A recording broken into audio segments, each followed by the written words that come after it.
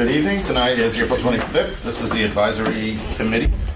And I'm Stephen McDonough. Joyce Terrio. Jim Tomaszewski. Peg Driscoll. Arlie Sterling. Brian Bichkowski. Jonathan Hurwitz. Jack Hathaway, the Town Administrator. Todd Lindmark, Finance Director. Sue Jacobson. Thank you. All right, so we're going to jump right in for our discussion about Article 12. Full house tonight. Oh, here we go. Pat. Wait, that's what happens. Oh, we have so there, Pat. I'll just give Pat 1 sec to get situated.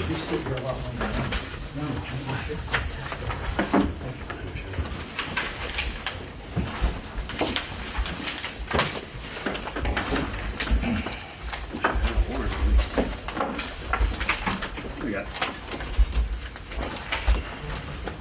Good evening. Well, there's a lot of people here. So Pat, we're just going to get started with a discussion and review of Article 12, which was the citizens' position relative to the recall provisions.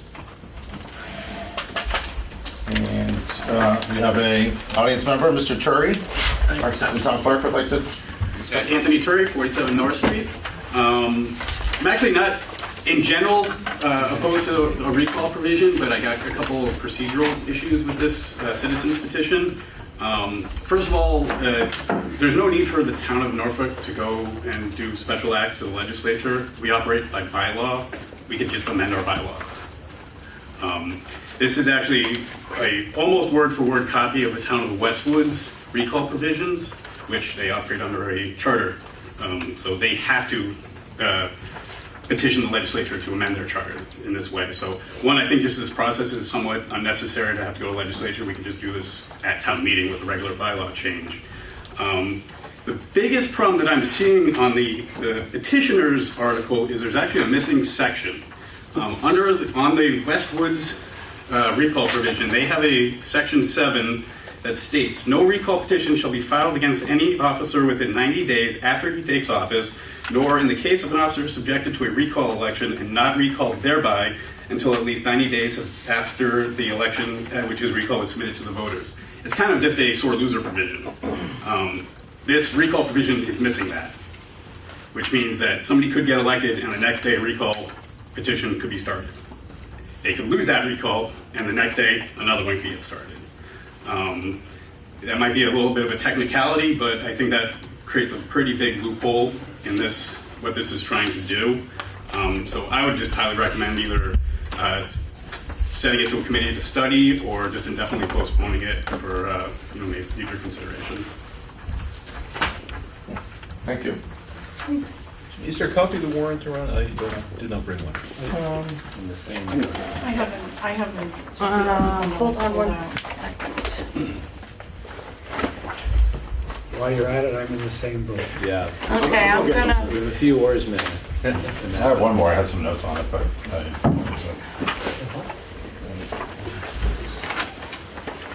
I've got some right here. Great. Do you? Okay. Yep, I got a bunch. I brought the first one.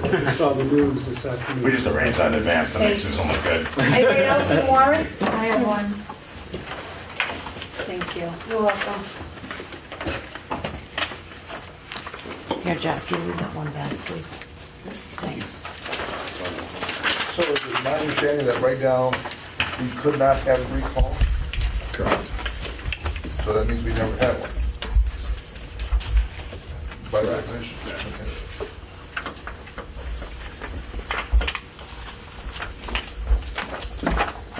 Anybody want, can I chime in? It's okay with me? I think, reading through the newspapers or talking to the town administrators, I don't think it's a good idea to have a recall provision in local politics. Unless you wanted to do something for a recall of somebody who was committed of a felony or something. But local politics are, this year were relatively quiet, but, they can be pretty emotional. And in the towns that I've talked to that have recall provisions, it just ratchets it up another whole level. I don't think that's necessary. Especially when most of the boards we have are people who serve for 3 years. You can vote them out or vote in somebody who you support next year to oppose that person that you don't agree with. I don't really see the need in local politics to have a recall provision.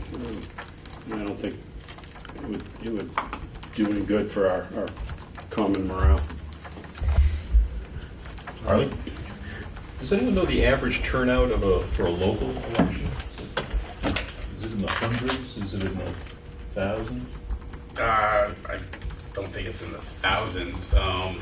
It's up close to 1,000. Yeah. It circles around 1,000, right? So just to scale it, so, okay, thanks. And I'll just point out, Norton just had their town election yesterday, and they're slightly bigger. They had 155 people come out. But they had no. They had no contested races, races. no ballot questions, but Not a lot of enthusiasm. yeah, local elections can be very slow. I think it would be very difficult to I think Harley's point, to reach the standards in here, to get enough signatures and all that, but.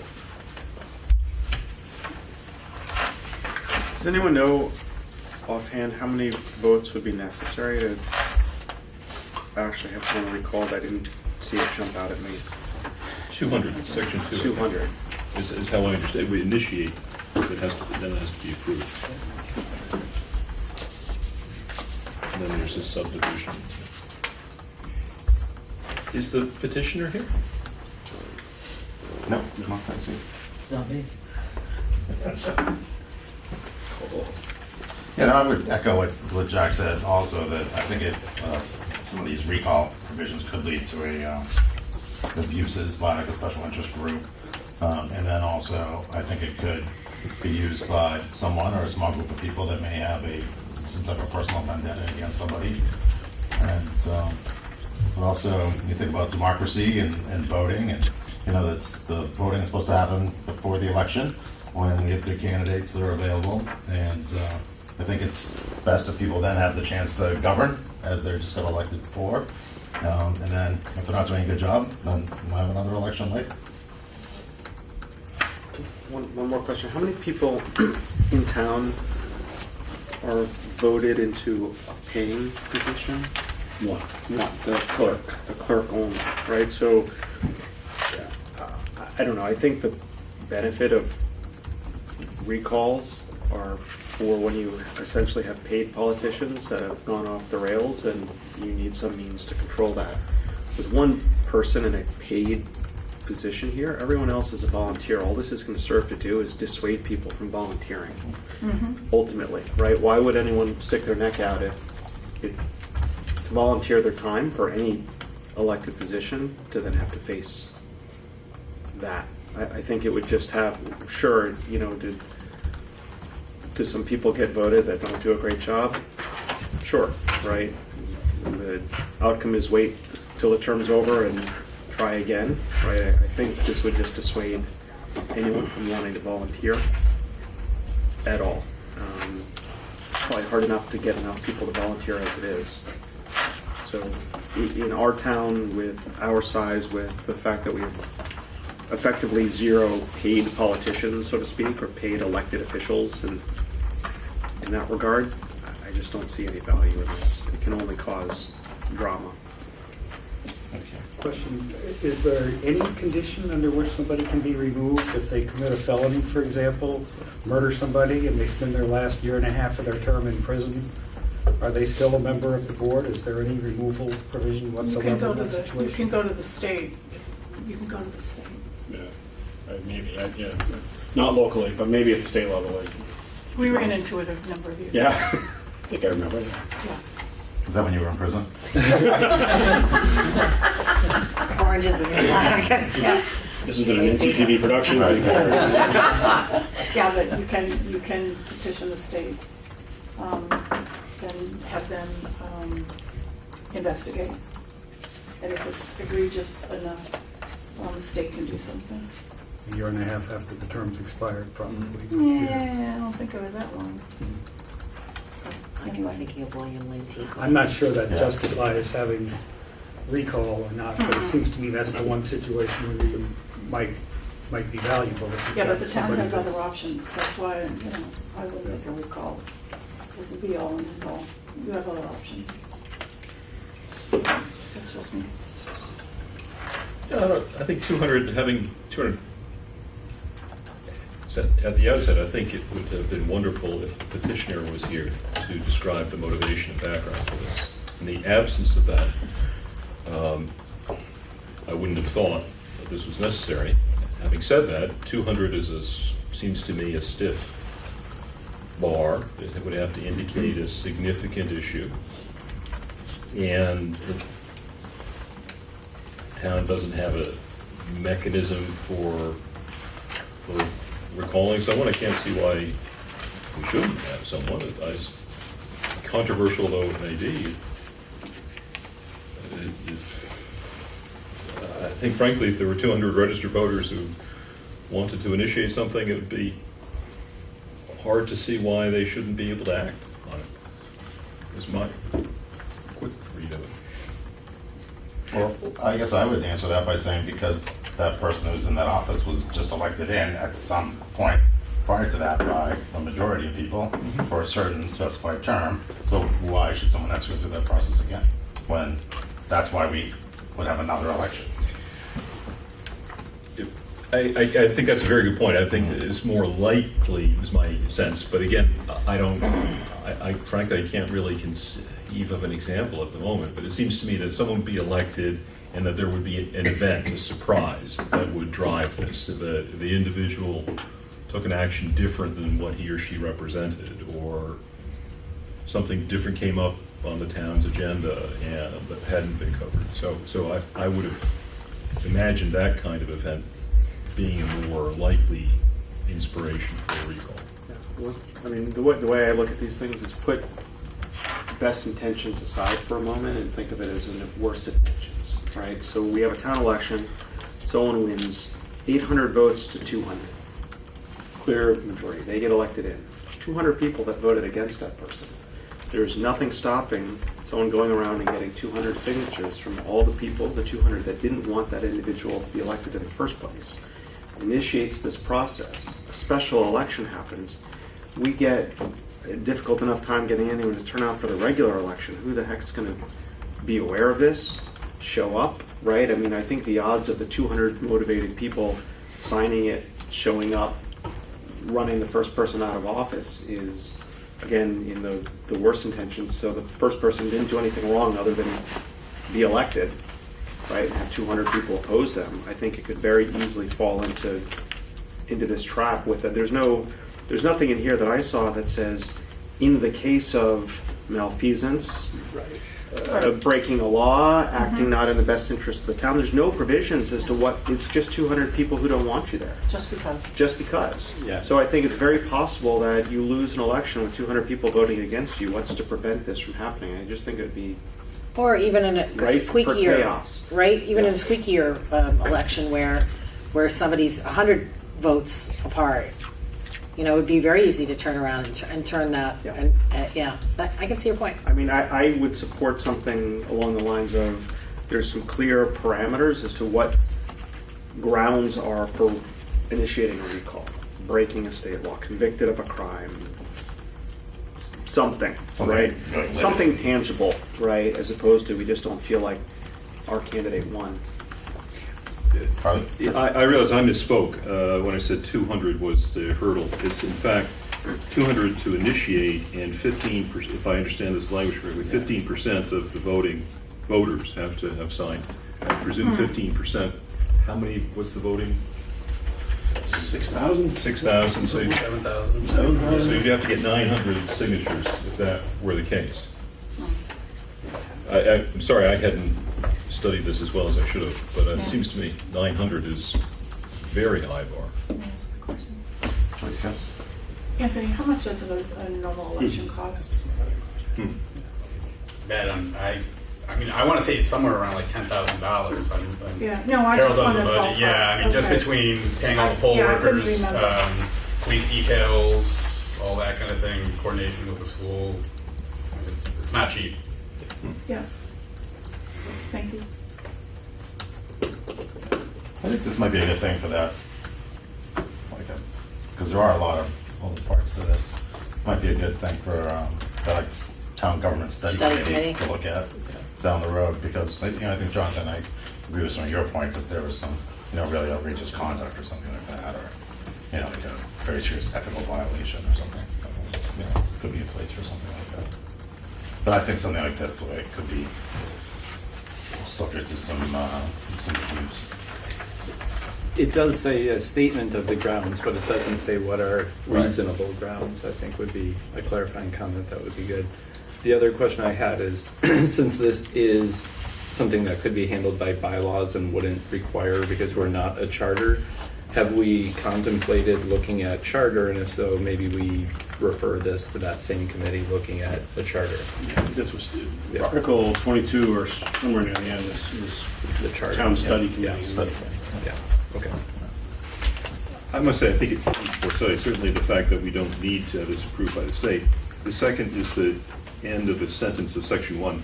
It says only that you can't recall more than a majority of a board, which seems to me to be very arbitrary. I mean, then, I don't know how that would, I don't understand that language. So I move to IP this and hope that the petitioner will take it in front of the relevant committees. All right, so we had a motion and a second to indefinitely postpone Article 12. Any more discussion? All in favor of IPing Article 12, say aye. Aye. Any opposed? All right, Article 12 is indefinitely postponed. Just somewhat related to this, I'm just going to jump down here. Yeah, so Carol Green, town clerk, wants to just remove her. No, not remove Not it. remove it. So, if IP. those of you that were there last week, Joyce, I know you weren't there. We voted on Carol's article about changing the voting from a weekday to a weekend. And she's had an opportunity to speak at greater length today with Chief Stone. And after speaking with Chief Stone, there are some other options that they would like to look into. So rather than maybe having to change it again, she asked if the advisory committee would consider revoting to IP the article so that they can better get a better plan together and make sure that it's going to work long-term instead of trying this and maybe having it not be what she had hoped. And that's Article 14. Move to reopen the vote on Article 14. Second. All right, so the motion to reopen Article 14 carries. Are they? Anything else on that? Understand to be, it has been recommended by the town clerk that we IP this in order to allow her more time to evaluate, and we should give her that opportunity. Second? Or do I have to second that? Is it a motion? Yeah, no. I guess that is. Yeah, Okay, you're welcome. yeah, that's what I took it. So. All right. All right, any other discussion? All in favor? Aye. Any opposed? All right, so Article 14 will be indefinitely postponed. Thank you.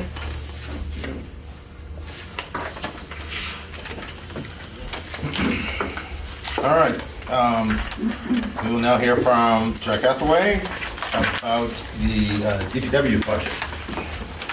Okay, and I have my faithful comrade with me, Mr. Lindmark. Help answer questions if you have them. Mr. McGee was willing to come, but after talking to him and kind of looking at his budget, there aren't really a lot of dramatic changes in his budget, so I didn't want to take up too much time with either his time or the advisory committee's time. You can see the cover sheet, his salaries are actually down $2,500. The water department budget is down $48,000. Sorry. Thanks. I got some. It's just got this group at the bottom. Thank you.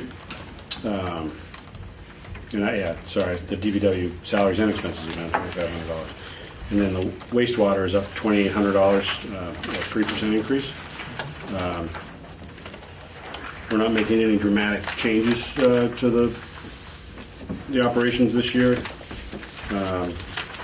We're gonna try and do the same technique we did last year. We lowered $25,000 out of the snow and ice budget. That was one of the things we had to do when we were looking at how to balance the budget. But if free cash comes through as we expect in the fall, we'd ask that we transfer $25,000 back at the fall town meeting.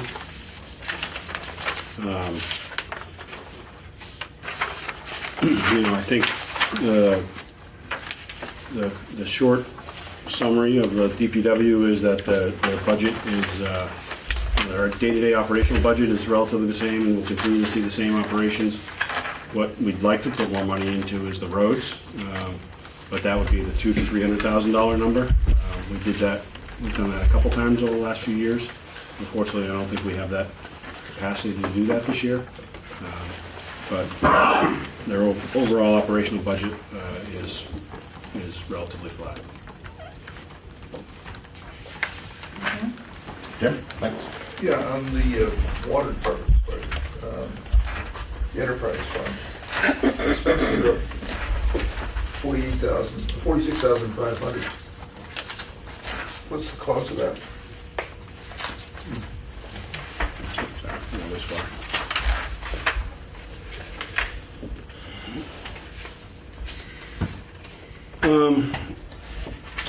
Some of the, we're changing some of the chemicals. We've gone, and I won't get this right, but, yeah, sodium to potassium, or potassium to sodium. The one that we're leaving is more corrosive, so the tanks, and this is how we treat and extract some of the minerals that, as we pull the water out of the wells and go through the treatment facility. The newer chemical that we're using is a little more expensive, and actually we used to use it several years ago, switched one way because it was a cheaper chemical, but we're finding that it's more corrosive, and we're actually getting the rubber, what's that? Gaskets. Thank you, that's the word. We're having a lot of erosion in the gaskets, so we're going to go back to the less corrosive materials. So we think it's cheaper in the long run, even though it's a slightly more expensive chemical. And some of the other costs that are associated with that increase relate to the indirect costs. So we charge the Water Enterprise Fund for a lot of the indirect costs that are associated, retirement, healthcare, and then the costs of all the other departments that help to run the enterprise. So those are going up, those expenses? Well, that's the increase of the expenses going over, yes. The retirement portion went up about 8.5% this year.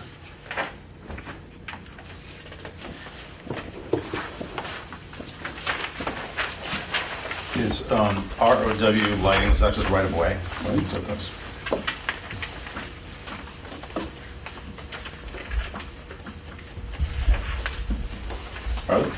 I don't recall the category cost, indirect costs, IT.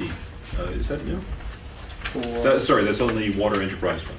Yeah, so for water ITs, we have a lot more, computers and things of that sort, and I'm here to help out with the technology, so we assess the water department that expense, that then goes back into the IT budget, so throughout the year, they'll get quarterly monies coming back, and that's how we process the indirect costs. Is that a new practice? We started the IT last year And for $5,000. The indirect costs, the approach of taking it out, specifying the indirect costs explicitly as IT. to the enterprise. Correct, yeah. Last year. Yes. We did the last year for $5,000, this year for $7,500, and again, that's to help offset the expenses that are related, computers, servers, all those equipment pieces that the operations needs. Is there a scheduled technology refresh rate where you build in a 3-year life cycle for the IT components? So that's a good question for our IT director. We've had discussions with coming up with that. He's done an assessment of where our IT equipment is. We're way behind. Okay. As far as that is concerned. We are not on a 3-year rotation. I think it's probably approaching about 7 years right now. Okay. Thanks.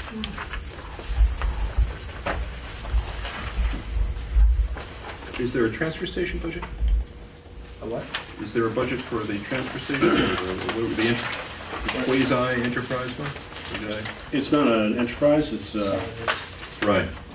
Solid waste, sorry, Yeah, solid solid waste. waste. We're Second page, second page, about middle of the page. 2/3 of the way down.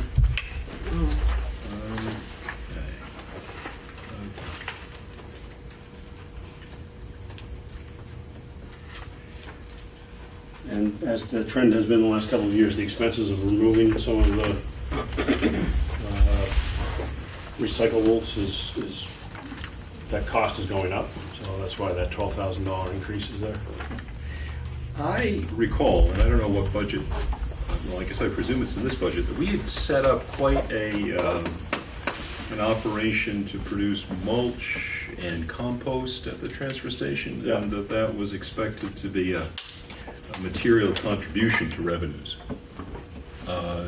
Is my recollection, I don't remember the numbers. How does that appear here? Well, it doesn't, because it's obviously on the revenue side, but it, if you looked at page, you're not gonna see it, you're just gonna see it as a line item. You're not gonna see any detail really at all. But the transfer station, actually, that revenue has dropped in the last couple of years. It's gone from 389 down to 325, to staying, we projected at 325 this year. But some of those revenues, like the loom and crush materials, have helped offset the loss of revenue from other, the type 1 and 2 plastics that we've lost revenue from there, because we're not getting, when we go to the market, we're not getting the same dollar back that we were getting 5 or 6 years ago. So even though our revenues are going down, they're not going down as fast as they would have if we didn't have the loom and other materials that we're selling at the transfer station. Okay, so the plastics, sorry. And I'd be happy, Bob can give you the breakdown of, by product, what that number is, what that revenue is. Well, I'm sure the selectmen are looking at that because they have to set the fees to use the transfer station, have access to it, and we have made a big investment we have invested in that facility over time. But, Yeah. so that's interesting, the revenues are declining. Yeah, unfortunately.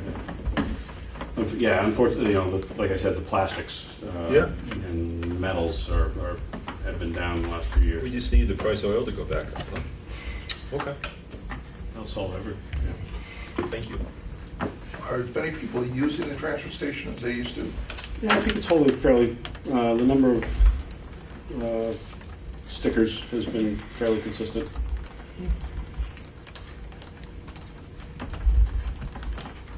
And we're gonna pave that lot this year. We appropriated money last year.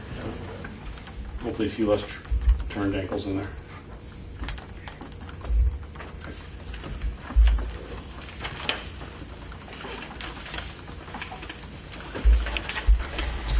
Anything else on the DPW budget?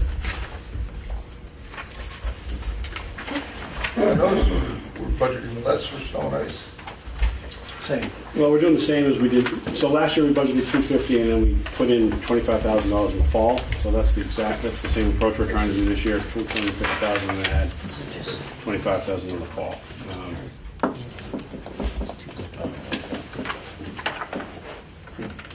So if you want, I'll jump to the overall budget. Sure. Thanks. And again, Todd, sometimes I get on a roll, but Todd can certainly insert wherever he feels. So if we go to the PowerPoint-looking presentation, you do have the whole kind of the standard budget package as well, but we just go through the high-level Thank you, Vanna. presentation. The revenues, the tax base, we increased that by 2.5% every year. We also add in new growth, which we have at 625 this year. We're relatively comfortable with that new growth number. The assessor is, still got a couple more months to pick up some spring growth, which is obviously part of our busy season. So we're confident that we'll get to that number. So we're seeing, $1.3 million, almost $1.3 million of increase in the tax base. Local receipts, that's primarily motor vehicle excise taxes, as well as building permits, penalties and interest on our accounts, Ambulance receipts is a big part of that, $380,000. We see about a $110,000 increase in that number, so we're going from 3.6 million up to almost 3.8 million. And then state aid, this is the House budget at this point. It's we're seeing a little over $100,000 increase from 4.1 million up to 4.2 million. We're still way below that 2001 level, but we'll get there someday. So adding all those up, you see a $1.5 million increase in new revenues, or about 4.17%. What I didn't show on that page is the use of other sources, which is free cash. Last year we used $300,000. As you'll see in a few minutes, we're going to talk about using $380,000 this year. There's a breakdown of state aid on the next page. You can see a 2.76% increase. Nothing really shocking there. The charter school is down significantly, but that usually gets bumped up in the end budget. So hopefully that number will get back to that 20,000. But lottery is up 30,000, and school aid is up not even 20,000. So if we increase the school budget by 20,000, we'll be fine. And the state aid is fixed, is this budget done? No, it's just at the House level, so then it'll go to the Senate, and then we'll go to, they'll negotiate in between them, and then it'll go to the governor, and assuming he signs off on it, then it'll become law. Usually close to the end of June when that happens. So the state aid number is based off of the House budget right now, or? Yeah, I think the House budget.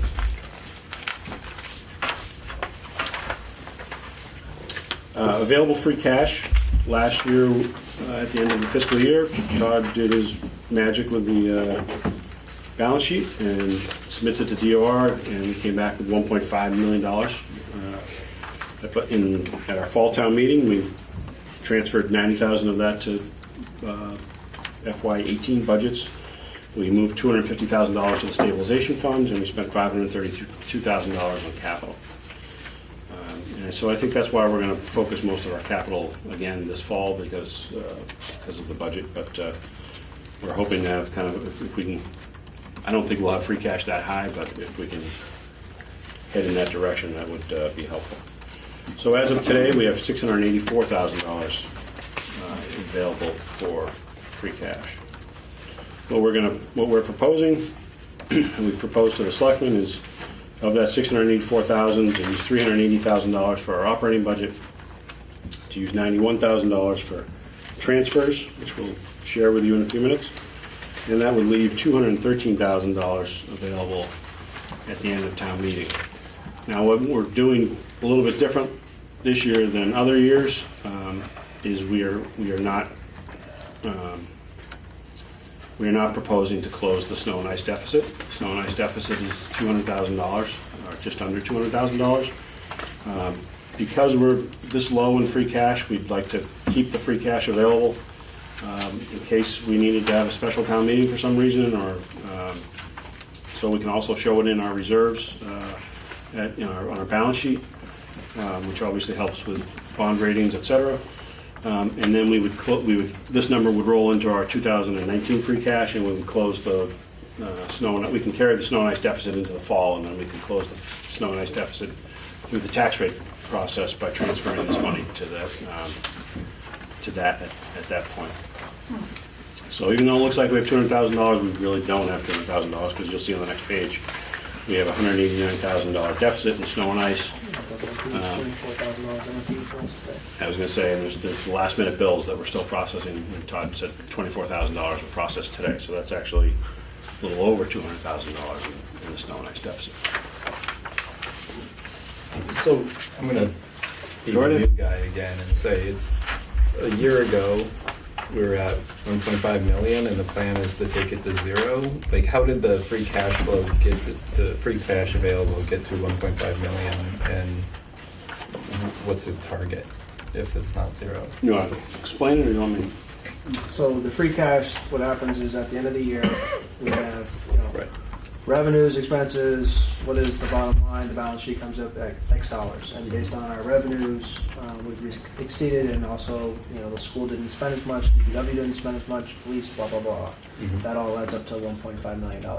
That goes through a state process, they review it to make sure everything looks okay, then they then certify that that is available for you to utilize. Okay. And then we utilize it typically in the fall to Yeah. pay for the capital items, those one-time expenses. Okay, To try so we'd and expect at the end of the fiscal year, when we go through the audit process again, there will be some number on July 1st. Right, that so, this- for instance, we got prison mitigation money in to the tune of over $270,000. That money, we can't utilize until it gets certified. Right. So it's sitting there, but that's $270,000, that'll add to it. Yeah, And then depending on how the budgets play out, yeah, that number adds up. okay, Does that make sense? yeah, it makes sense. And we can't overspend, we can overspend our elections budget and our snow and ice budget, those are the only two. So legally, unless they spend down to zero, we'll have a surplus in every budget. So all those little mostly little numbers, but all those numbers add up, and Yeah. that's where, and generally, we have $600,000 to $800,000 of free cash. We've been doing better at making sure the budgets don't get overspent, and we're always a little conservative with our revenue projections. Not this year. Yeah, it's been harder, we've been pushing them, but, so. Great, thank you. So nice. Stabilization fund, so the free cash is we like to refer to it as our checking account. That's the number the town meeting can spend based on a majority vote. Our stabilization fund is our investment account, and that's, that takes a 7/8 vote to transfer out of that fund, to spend it. And that number has gotten to 1.731 million, which is great. That's helped us raise our bond rating to AA+. Remember last fall, we put $250,000 in. It's that plus another $13,000 of earnings this year, either interest or appreciation. We're up to $1.7 million. In recent years, have we ever taken money out of the stabilization fund? Not since 2003. I think that's the last time we took some out. But that's an interesting question that we'll get to shortly. Looking at the major expense components, I think I have these, I got these in descending order by size. So the Norfolk Elementary School, we're looking at a 3.7% increase. I think it's actually 3.65. In Phil, currently we're proposing a 4% increase, and as you all know, the dance we go through, both with the other towns and with our own budget, they're looking for us to have about a 6.4% increase on our assessment. We arrive at this number in between what they're asking for and what we can afford. This is the number, as I've told you, that we're spending down all of our free cash and set our other budgets where I think they need to be. And this is the number that we're talking about right now. And in a minute, I'll expand on those conversations. The police budget, you met with Chief Stone a few weeks ago. Health insurance, we're up 3.5%. DPW operations, county retirement, the fire and ambulance. Chief Bushnell will be with you in a few minutes, but obviously his budget is relatively flat as well. We've been able to move some. Part of that is because we're moving some expenses out of the that are related to the ambulance out of the operations, about $70,000 to $80,000. So there's some savings there that. And then the municipal finance budget. Jack? Yes, sir. Question. On the county retirement, who's all in that retirement? All 32 towns of the, so from Cohasset down to, we're at the western end, but all. But it's the town employees, or is it county employees? Municipal employees, county employees. Some of the state police used to be, but they moved them out 5 or 6 years ago. This has really grown quite a bit in the last few years. Yeah, it has. They've been trying to Well, part of that is because they've been trying to increase the fund balances so that it's self-sustaining going forward. I think, hopefully after we get through that process, and then also the fact that some of our more seasoned employees so all the employees contribute to this as well. So I contribute 9% plus 9% of my entire salary plus 2% of everything over $30,000. That goes into this fund. So the intention now is that is like my 401k, and that's going to fund my retirement in permanent. And everybody since I think it's the late 90s, they're doing that same amount. Somebody like Chief Stone, who's been here for 40 years, is only contributing 5%. So as more and more of those folks retire, and then I think there's a 5%, there's a 7% threshold for a few years, and then they got up to the 9 and 2. As more of those employees get off, we will hopefully see that fund stabilize. Thank you. So all expenses are up $1.5 million, which Sorry, one more question on this one. I presume the retirement, does it cover the cost of, say, KP? not the teachers. Not the teachers, okay. So, and it doesn't cover the Norfolk teachers either. Not They teachers, contribute into a state retirement, Okay. which is different than the county. Thanks. So we don't do, so any of their employees that aren't teachers, though, well, this wouldn't include the KP because that'd be in their budget. Right. But it would include the school non-teachers. Right. No local school non-teachers. So what is going on with King Philip right now? So, we reached out to them as we were putting this together and telling them that, we think the number we can afford is 4%. They originally wanted 7 and change %. They came down in those discussions now a little bit into the 6% range. They'd still like us to be at the 6% range. But I think now they're talking more in a little over 5%, 5.17%, which is about $100,000 more for us.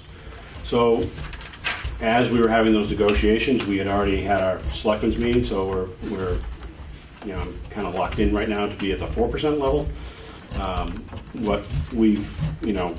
What Jim has talked to them about, again, this is a non-quorum selectman talking to a non-quorum school committee and the superintendent, is that, we'd like to hear more information from them as we get closer to town meeting. And what we would propose is we don't have any, real money available in free cash, and we don't want to be devastating any of our local departments. But like they've done in Plainville and Rentham in other years, if they want to come and make a pitch for us to transfer money, $100,000 out of our stabilization fund, that would be, and we can convince the town meeting at a 7/8 level to do that, that would be one way to get up to the 5.17%. And part of the rationale that and Todd is more of a strict budgeter than I am, but part of me in the negotiations and Jim, the rationale of, thinking that might be an okay process is last year and the year before that, we put $250,000 in, and the year before that we put $300,000 into the stabilization fund. And we did that when we were at the low end of the KP, formula. This year we're at the high end. We're at the worst of the 3 towns. So maybe our rationale is that was our rainy day fund. Now we're going to pull from that rainy day fund a little bit. It's not a perfect solution, but we think it's one that could work. What do you think the odds of 7/8 of the people agreeing to that, though? Well, we could, there could be a motion just to pull it from free cash, and it would be a majority, so that there are, or Much greater chance of that. or pull it from the town clerk's budget. I mean, you could pull it from someplace else too. Yeah, there is a chance. I just, Todd, the conversations Todd and I have is, and I've had with KP for 15 years now, is, I understand that they have budget challenges, and I really, but at the end of the day, I can only give you what I can pay. We have a significant portion of our budget going to education. want to add some more slides for town meeting to show, show where the money is going, which departments it's going. But, I would love to be in a situation, some of you know that I applied for the Norwood job, and that's a much bigger budget, but the budget process is so simple there, because what they do is they calculate all the revenues, they take out like the county retirement, the debt service, those fixed costs that aren't operational, and then they say, all right, this is the pool of money we have at the end of the day. 65% of that goes to the school, 35% goes to the municipality, and that's the end of that negotiation. I'd love to be there, but we're not there.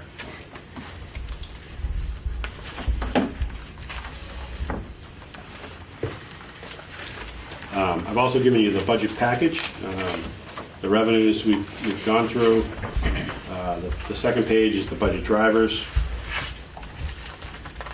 I don't think there's any, you've probably heard most of that one way or another. The one question I have on Yeah. that is the facility maintenance line. It had a pretty substantial jump up. Yeah. Can you talk a little bit in detail about what that is? Yeah, and he came in and talked. Oh, I missed that. Okay. That's fine. Yeah, No, that's fine. So one of the things, we're adding the police station this year. That's a major driver of that. We are going to get some revenue that we haven't plugged into our revenue sheets yet, because we're going to get some revenue from the Metacom at Regional Dispatch Center, probably $50,000 the first year. Sorry, actually about $100,000, $50,000 of rent, and then $50,000 to help cover these costs. So that helps eliminate that.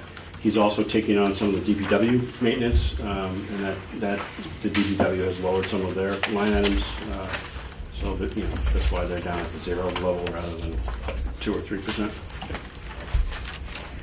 Thanks. And we've also had to increase because of electricity Yeah. for that particular department. Just everything being utilized a lot more. One quick question, the 380 that came out of free cash, did that go into, was there a large percentage that had to go into one budget area, or was it pretty much spread evenly? What was the reason for that figure? We don't really break it down as to where that money goes. We had originally budgeted $300,000, so we were trying to match last. Ideally, when we start the budget process, we want to get down to 0. But as Todd went through and made a lot of cuts with the department heads and talked to between Mr. Lehan and Todd, talking to the schools, and moved their budget down some. We realized that the 300,000, 0 certainly wasn't going to cut it, and then the $300,000 was still not going to get us to the place where we were. So the 80,000, we really just look at the total revenues as a whole. We don't break down. Okay. It's not like an override that where we specify where things are going to go.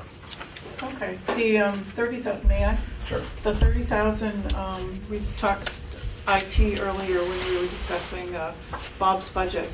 You've got a $30,000 increase in expenses for this year for IT.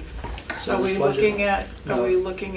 new computers? No, for- that's the software, so that's the annual Oh, that's the subscription new, for the that's software. the, okay, Yep.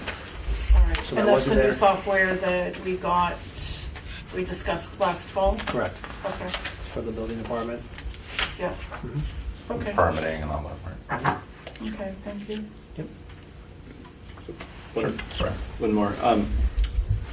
When I've done budgeting exercise in the past, we, in addition to looking at past budgets, see budget to actual for the last year. Do you ever provide that? I understand you review it when building your budget request for this year, but is that ever provided as part of the package? Yeah, we do, and we did that for when the department heads came in. For a couple of them, the police, I know, and the facilities had that. Mr. Tomaszewski wanted to add some more features to that, so we were going to try and look at that. We don't have that at the whole, all the little department levels, but as Todd develops his scheme, I think we can probably improve on that in the future. Appreciate it. Thanks.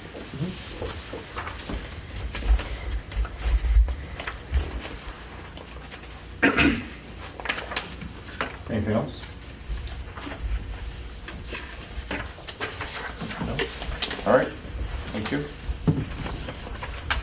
One of the other things, a couple other things. Yeah, so I should have a page that looks like this with the transfers.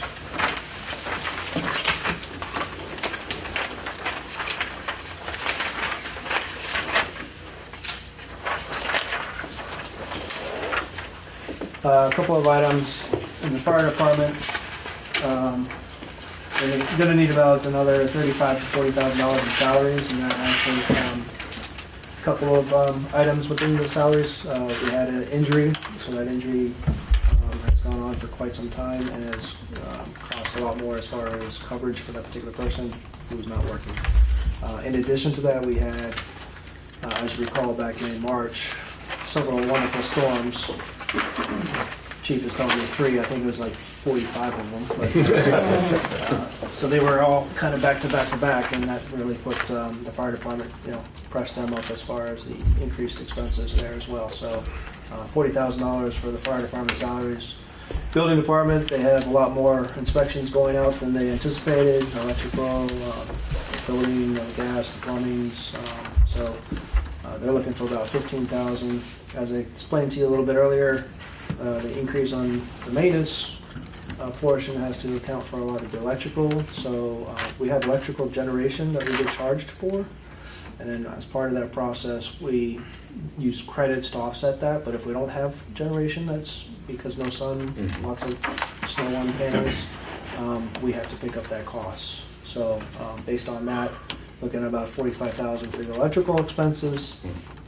And then the zoning board, I'm gonna let Jack talk to the zoning board expenses. So the zoning board, as you probably have heard, we've had a number of 40Bs in town for, particularly in this, the Lawrence Street project, the Abbeville project. The zoning board came to the selectmen and asked for the ability to hire some extra consultants. They hire some consultants at the applicant's expense, but they wanted to go above and beyond that, both with additional town council services, special council services, I should say, as well as, for lack of a better word, scientists, LSPs, hydrologists. So we had originally appropriated $10,000 to that cause. The ZBA has, and I think rightfully so, they've utilized those services above and beyond that, and so we're looking for an additional $29,000 to cover that. The ZBA is looking to have those for future, because the 40B parade hasn't ended yet. Particularly there's a couple of, one in particular, difficult one coming up. But they think they're going to be able to roll those into, push those more onto the applicant's side of the ledger. So this one was, the Abbeville one, was a difficult 40B, as the gravel pit, et cetera, and we wanted to really go the extra yard to make sure that everything seemed to make sense. So. And we're proposing the sources for those requests. $91,000 we discussed for the free cash, and then the advisory board reserve, since it has $75,000 available in it, utilizing $38,000, leaving it $37,000 available should something come up between now and the end of the year. We have 75,000 still? That's good, congratulations. Didn't we buy some? Because we canceled the picnic last week. So you moved ahead with the software, and at town meeting, I requested that money to go back in. He paid you back. It was just a loan. He's a great guy. And it was quick, too. It's almost the same day. Brings it up when we're approving the budget. Yeah. We'll give him that. So that's the transfers. 2 capital items. One is ambulance. So rescue 1, 2, I'm not sure, Cole, which one is it? It's got to be Rescue 2, right? Nice. Rescue 2. The big one or the little one? They're all the same size now. Really? Yes. All these changes. They're all big.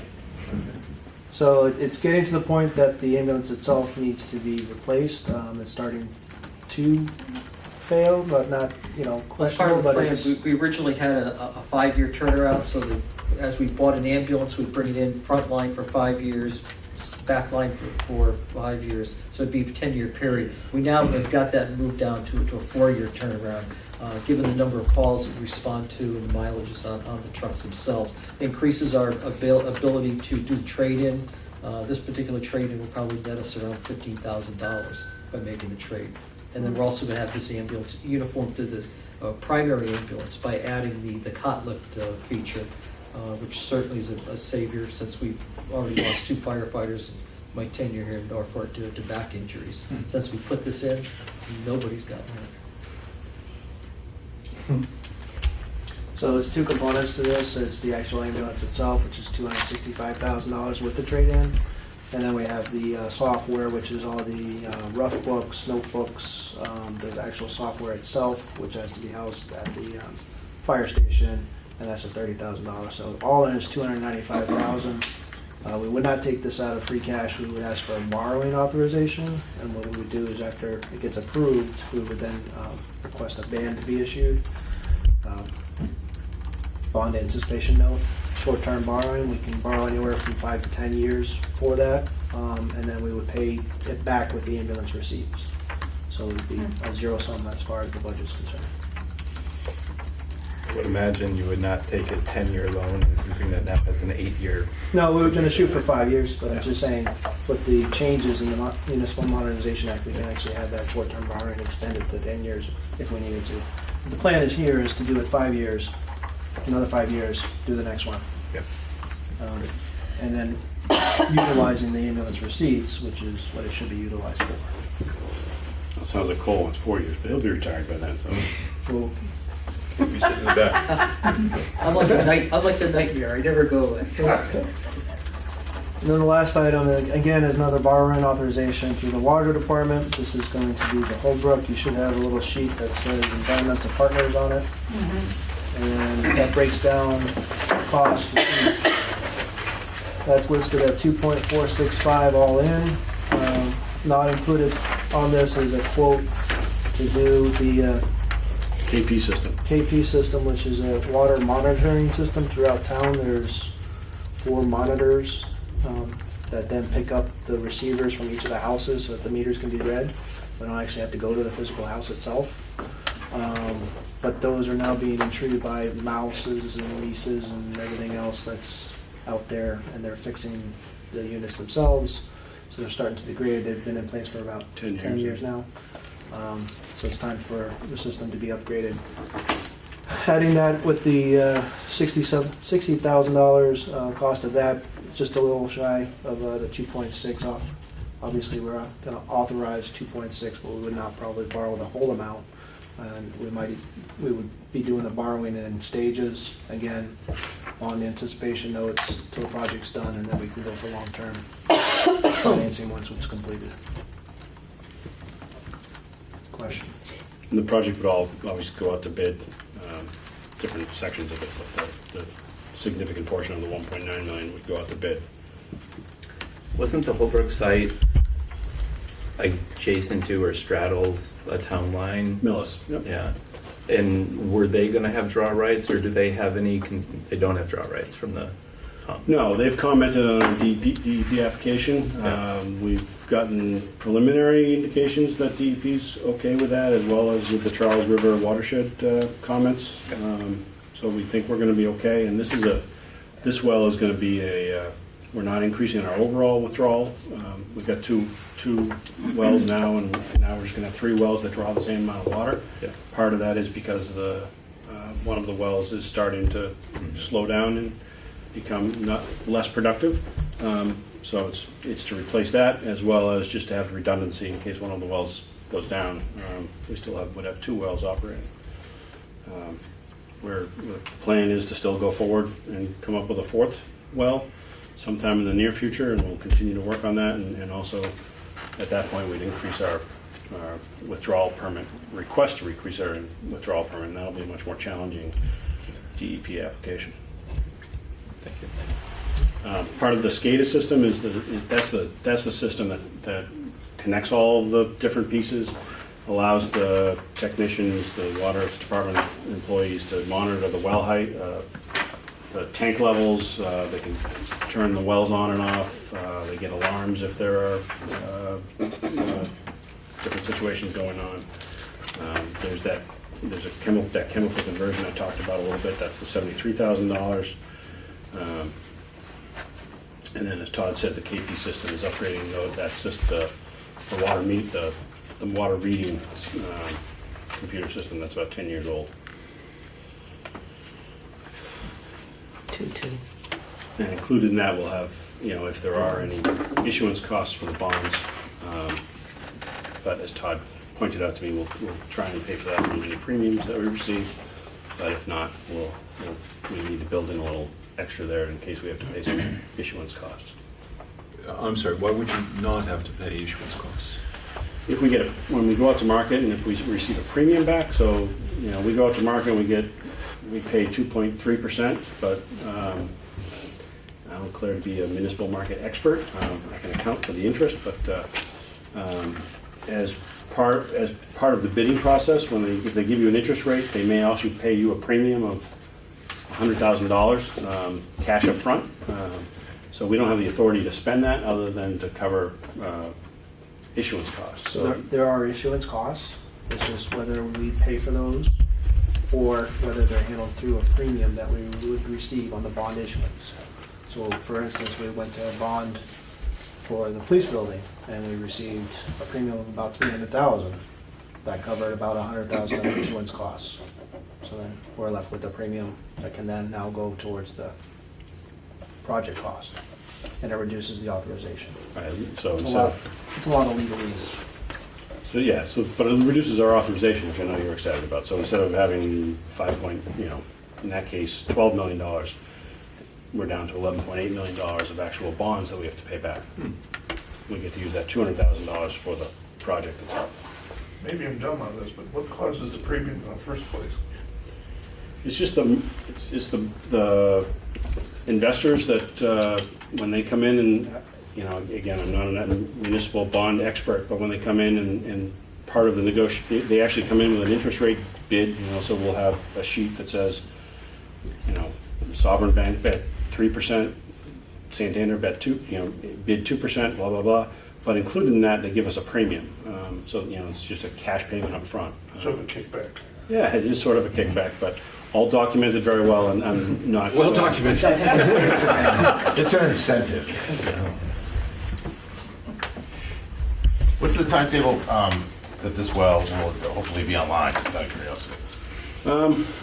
The construction is 6 to 9 months, so what we're waiting for right now is just the DEP approval, which we've been told is imminent, but there's no hard and fast deadline for them to get through that process. We haven't closed on the property, but we've been having discussions. Our attorneys have talked to their attorneys, and we are prepared to close very quickly after the DEP approval, because we made that a contingency of the purchase. Okay. Harley? So when we borrow the $295,000 for the ambulance, there's going to be, in round numbers, $60,000 worth of amortization per year over 5 years, something like that? Where will the $60,000 appear in next year's budget? Won't be in the budget, it'll be coming out of ambulance receipts. So, It'll be a town meeting article. It'll be a transfer, so similar up here, you'd see ambulance receipts, money from, and then 60,000 payment of ambulance for that year. so we're committing the town to $60,000 a year for 5 years of incremental expenses. But it doesn't appear in the budget because we're using dedicated ambulance receipts to repay it. Did I understand that correctly? That's the idea. That's the idea. Is there any other borrowing that is, have we fully paid off the old ambulance or the previous ambulance? Last one we received a grant for, so yes, we paid that up. We got a grant through the Department of Public Safety, Department of Corrections. And those ambulance receipts are currently being applied to some other part of the budget, if I understand correctly. So although the cost of repaying this bond will appear as will not appear in the budget because being paid by dedicated funds. The fact is those dedicated funds are currently being used to pay other expenses. Right, but there's more in the ambulance account now than the 380, and we've received more throughout the year, so we're gonna be utilizing those revenues. Because again, those are operating under a special revenue account, Right, so it's not part of the budget. right. So as Cole goes out on all those calls and then they start to get the monies back in from the insurance companies, it gets dumped into the ambulance receipts. Those ambulance receipts to the tune of close to 800,000, 900,000. We've reached an all-time high. Right. So those monies going into that account, Right. that account keeps going forward year over year. It doesn't close out because it's a special revenue account. And then we take 380 for the budget, $55,000 to $60,000 for the ambulance itself on a going forward basis. And then next year he'll collect another 500, 600, 700,000, whatever the numbers are. So, just to complete this, sorry, so there's currently an excess of funds in the ambulance reserve I wouldn't fund? say excessive, but Sorry? there's enough. He said excess. I don't think he said excessive. Oh, right, I said excess. There's currently a balance in the. Correct, yes, sir. Okay. And in round numbers, that balance is? Probably about, 758, somewhere around there. yeah. But we're gonna pull out 380,000 for this coming year's budget, so there's half of that. Right. And why don't we take 300,000 and buy an ambulance? Yeah, what's the benefit of borrowing the money if we Money's have? cheap enough at 2%, so. why But do if you we wanna- have the ambulance receipts that can't be used for anything other than ambulance expense, even though the money's cheap, we're not gonna earn more on interest than it would cost us to Right. borrow money. What's Borrowing the- money at 2% and paying it back 2% over the next 5 years, you tell me, what's the time value of money if we invest it? Well, I guess that's the question. What's happening with the ambulance receipts now?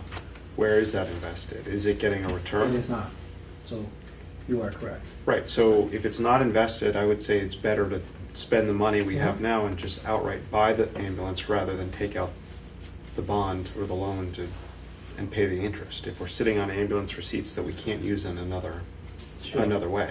Right. So, and again, the idea here is to also be consistent on a year-over-year basis. So we're taking 380 and we've taken historically 380. If we take 380 next year, am I gonna have enough? I'm not 100% sure. So if I buy the ambulance, if I spend the 380, spend the 300 for the ambulance, that's 680, right about 750. If he has enough monies come in next year, right, will we have enough to cover the 380 that I'm gonna have? Is there a projection for how much ambulance receipts we're expecting next year? It's very erratic. It's dependent upon the insurance. I mean, the number of transports each year are continuing to go up. And the best way to put it is the more Medicare runs you get, the less return. The more inmates we transport, the better we are, because the inmate transports are paid at 100% of billing. So that's the variable. And where everything else falls in between in terms of general carriers, whether it's Blue Cross, Harvard Pilgrim, or any of the other carriers, that's the curveball. To project that is very difficult. It's above, I'll put it this way, it's above me. I understand that, but at the very least, is there a back the napkin? I mean, are we expecting, is it 50,000 we're expecting? Is it 500,000 we're expecting? I understand we can't project. We're in the 350, 400, we're in that area. Okay. This year, the 800,000 number they talked about was partially getting some payment back from the Department of Corrections where we had to negotiate some payments that they had not made to us. So there were some back payments. So the ambulance, sorry. Is there, so there may not be 300 to pay for cash, but if we needed 100K for the school, is there a restriction on not transferring 380, but transferring 480 and using that? If it's cheaper to use that cash on hand and get a loan at 2%, it sounds like that may. Well, I mean, at some point you're getting to the point where you're not having You're not, you know, well, it's apples and apples to some point, but where you're gonna pull from non-recurring revenue. So,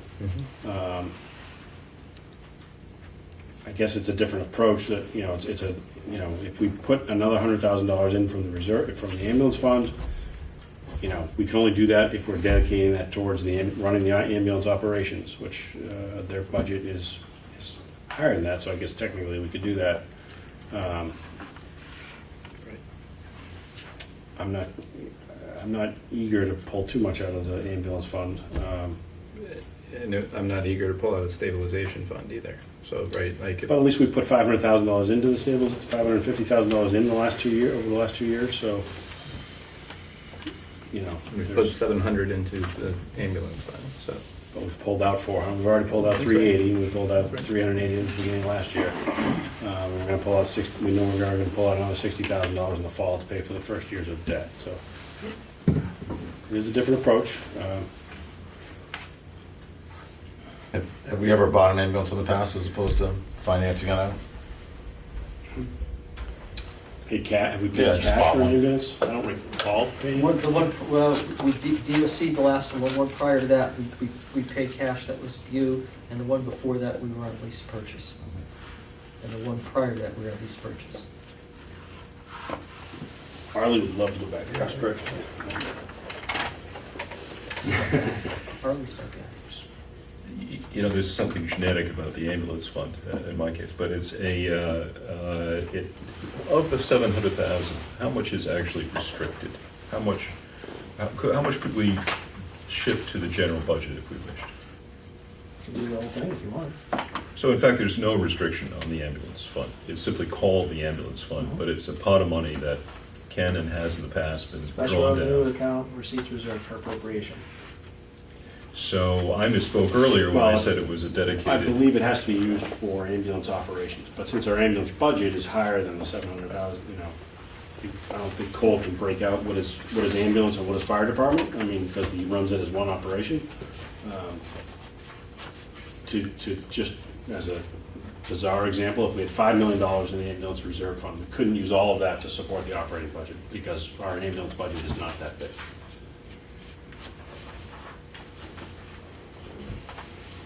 Question, is that by that dedication of the reserves, of the receipts, ambulance receipts toward ambulance expenses, is that by law, is that by practice? What is the constraint on that?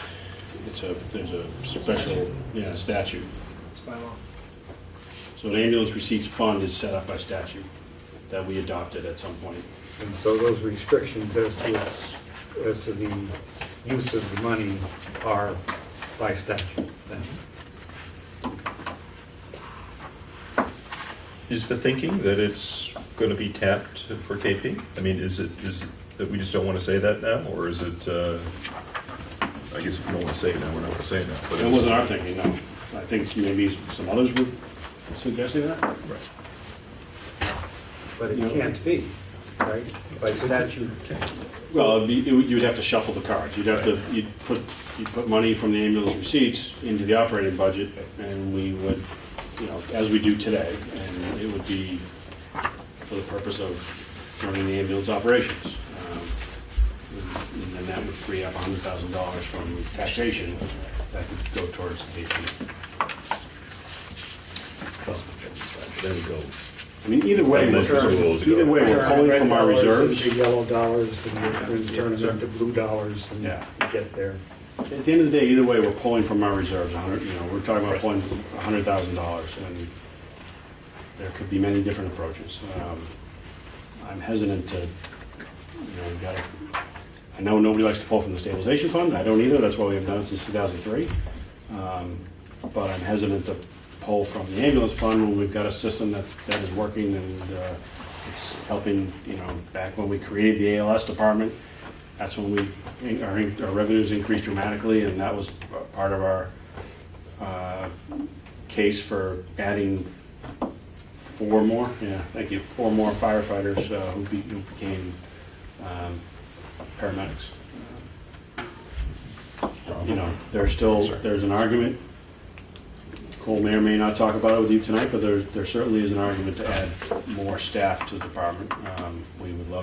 Cole would love to add 3 more staff members, because that would get us 4 on 24/7, and, so if ambulance receipts, that fund continues to build, maybe that's one way of funding that proposal.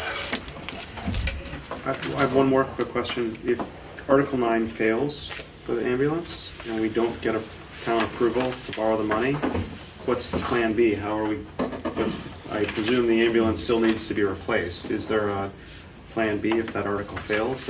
How would we acquire it at that point? I'm sure Cole can answer this more intelligently than I can. The ambulance is running today, when any of the departments come to me and say they need a new vehicle, Todd or I call Chief Mechanic, Paul Vito, and we say, in this case, is Cole crazy? How's that? How's number 2 doing? Cole crazy. And, Paul said that the ambulance 2 does need to be replaced. We can operate it. The maintenance cost for that is going to drive up dramatically next year. Doesn't mean we can't keep it on the road, but it'll eat into our expense budget. So we can continue to operate it. Again, it's the second vehicle, which we use multiple times per day. The first vehicle we're using obviously multiple times per day. But as Cole will tell you, we have second calls almost all the 40% of the time time. now. And we'd come back in the fall and ask again. It would be an extraordinary town meeting, Yeah. spring town meeting, Absolutely. that turned down an ambulance request. I would agree. And that certainly would show that A, I didn't do my job, B, the people who work for us didn't do their job, and that would be a clear answer to that. And we didn't do our job. But those are two, I think we're discussing 2 things. One is the need for an ambulance, and so far, I haven't heard any objections to that. That sounds plausible. And this other issue, which is completely different, is how to pay for it. And it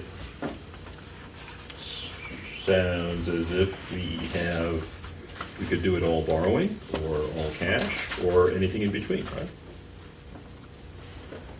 Is that I think Right. that's Sums it right. up. And we're deferring the $200,000 of shortfall in the snow and ice budget in any case. But we earmarked that free cash balance for that purpose. But for the next town meeting. Yeah.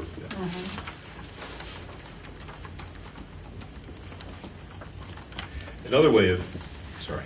That's good. Another way of looking at the borrowing versus buying issue is we could imagine freeing up $60,000 a year for the next 5 years for KP if we chose to pay cash this year, right? Not that we'll all go to KP, but that's the nature of the beast.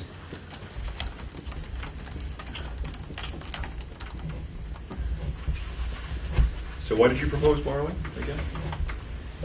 Or sorry, what, was it, I don't mean to say you, what was the Cost of proposal? money is cheap for it. Is it cheap to borrow? Huh? It's cheap to borrow. Right. And the idea here is to have it as a program on a going forward basis. Say every 5 years, let's buy a new ambulance. Right. That's the methodology. Right.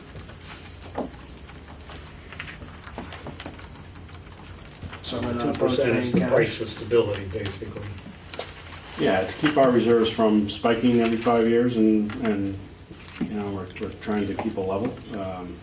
It's also the more, while there isn't a cost to it, it's a more conservative approach by making sure that we keep money in our reserves in case something else, in case ambulance 1 goes down 2 years from now and we need to buy an ambulance on a quick basis, and we'd have cash available. Going backwards from 4 to 5 is a really, really bad idea, because we ended up in a situation, when we first started running the 2 ambulances, we had that situation come forth, and we actually had the Department of Public Health Office of Emergency Medical Services condemn the truck a few months before we went and purchased the replacement at that point. So once these disposable or consumable items in the EMS world start to go, they go fairly quickly. And As you know, with your personal vehicles, the roadways here are treated to make sure that you get around, but the trade-off is that there's a little bit of damage to the undercarriage, which you can't see. Working with DPW, which is responsible for all our vehicle maintenance, I have an opportunity to see that during the year, a number of different times, and I can tell you that the degradation that's caused by that is accelerated certainly every year. We get to the springtime and we try to make adjustments. And again, as these trucks get older, that's where the problem comes in. You know, they're great for service vehicles when they go out. Some of them end up in South America through auctioning, but they're just not built. At least in my opinion, at least they're not built for what we do here in the Northeast. Well, didn't we have one breakdown on a run a few years back? Gee, I can't remember. We're on camera. Yeah, we Well, we had one with my son in it that got stuck in the snow, I can tell you that. that was fun. That was fun. We've had problems. We had a vehicle that we purchased out on an emergency basis to replace the ambulance that had deteriorated. That ended up with the cooling system letting go on 495 with the patient on board. Fortunately, the operator of the vehicle was able to get off the side of the road and call mutual aid to pick up the patient. But we've had those situations, and generally when those happen, those are with the older truck, not the newer trucks. Well, not to beat a dead horse, I'm going to recommend we agree with the recommendation that Jack and Todd have proposed, and that we borrow the money for the new ambulance. I would tend to stay on the conservative side also, and I agree.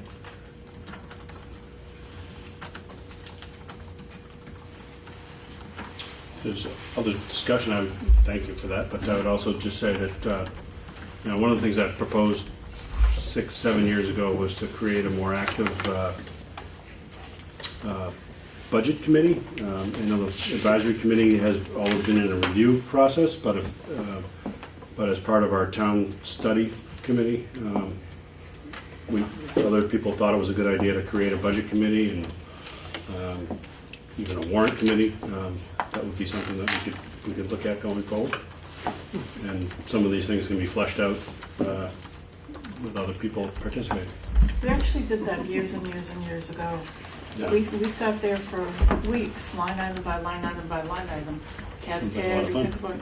Yeah, it was. For certain people. Yeah, that was a little bit smaller then, but yeah, that's what we did. But, I mean, we didn't probably have the same highly qualified staff that we do now. That is I would part guess. of it. That is part of it. Do you like that? Send me the check. Send me the check for your friendship, for my friendship. I just said it. Yeah, good.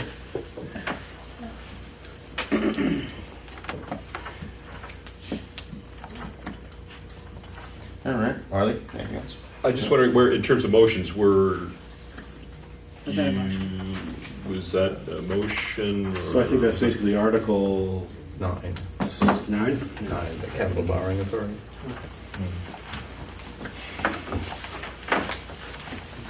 I was just giving an opinion. We have quite a few other things to vote, so I mean, we could vote this now, or we could just come back to it as we go through some of the other ones. There's a motion on the table. So, oh, was it? I didn't hear that. No, you wanted to. You did. Well, I thought Jim made a motion, didn't You he? made a recommendation. I made a recommendation. Oh, I apologize. I make it as a motion. Sure. I move to approve Article 9 to borrow the monies for the ambulance. Second. All in favor? Aye. Any opposed? Aye. All right, so Article 9 is approved.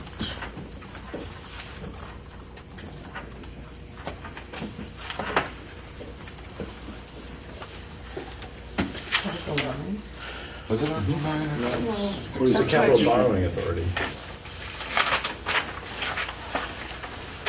Because what used to be Article 9. Let me read this. Is the transfer borrow? No, I think it is Article 9, and you may have already IP'd it because I mistakenly said we didn't have any capital. Oh, yeah, that's Right, right, that's what it yeah, that's was. what happened, okay. Okay. So do Okay, we then have we've to got, reopen? Yeah, Yeah, we we have to make a have motion. reopen. Yeah, so we'll need a motion Move to to, reopen Article 9. Thank you. all in favor of reopening Article 9? Aye. Aye. You need to be consistent, I think. No, I think I can, reopening this is okay. I momentarily was concerned about consistency, but I think I'm not inconsistent yet. He's consistently inconsistent. All right, so just to recap then, so we previously had IP'd 8 and 9 because we didn't think there was going to be any capital. So now, why don't we, is there a new motion now for Article 9? Since we, I moved to IP, the borrowing component, and funded with free cash. Oh, I think you meant ambulance receipts, not free cash. Oh, sorry, thank you, yes. Thank you very much. I propose to replace the borrowing with free cash, with ambulance receipts. is there a second? I'll second it. I'll second it. All right, so there's a motion and a second to definitely postpone Article 9 with the end result paying for the ambulance, with ambulance receipts as opposed to borrowing funds. I don't think I was very coherent. I propose that to buy the ambulance using ambulance receipts funds. I don't know if I can replace 9. I was now gonna that say, I think Yeah, about no, it. just a it's- yeah, revision. it's my fault, yeah. So if that's the case, I think we should get an ambulance. So if I can't specify the financing as part of my motion, then I will withdraw it. Can I specify the financing? You can. It does say to see if the town will vote to raise and appropriate or transfer from any available source of funds. So you could identify their ambulance receipts as a source of funds. Okay. Then I will continue with my identifying the ambulance receipts as a source of funds. And I trust that someone will be able to interpret this as a, Have to watch on the tape. yeah. All right, any discussion?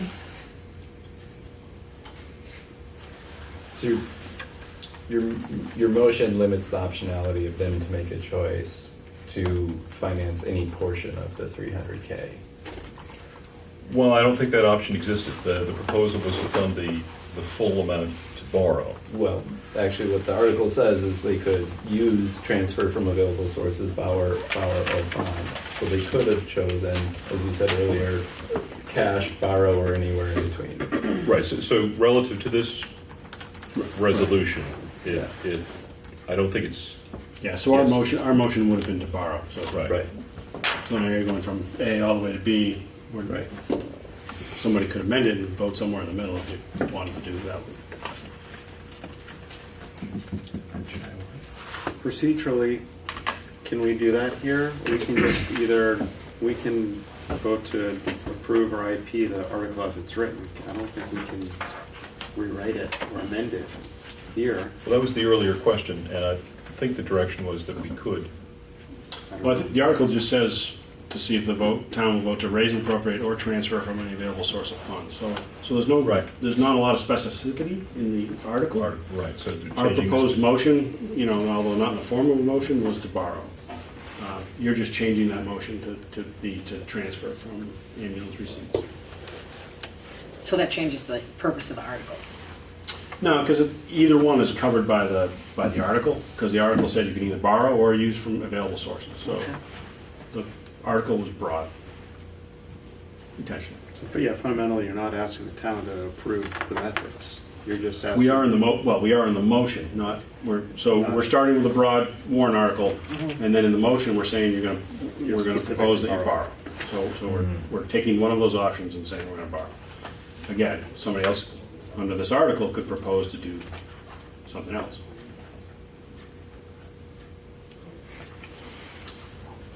I don't think any of us are gonna lose sleep over this, so. Right, no, and so you have Todd, enough yes. in the reserve fund right now for 2 ambulances, so the need to hold 700K and it's 300K for an We're using ambulance. 380 for the. Okay, so the 700 is prior to the, okay, Mhm. all right. Well, then that does change things. Yeah,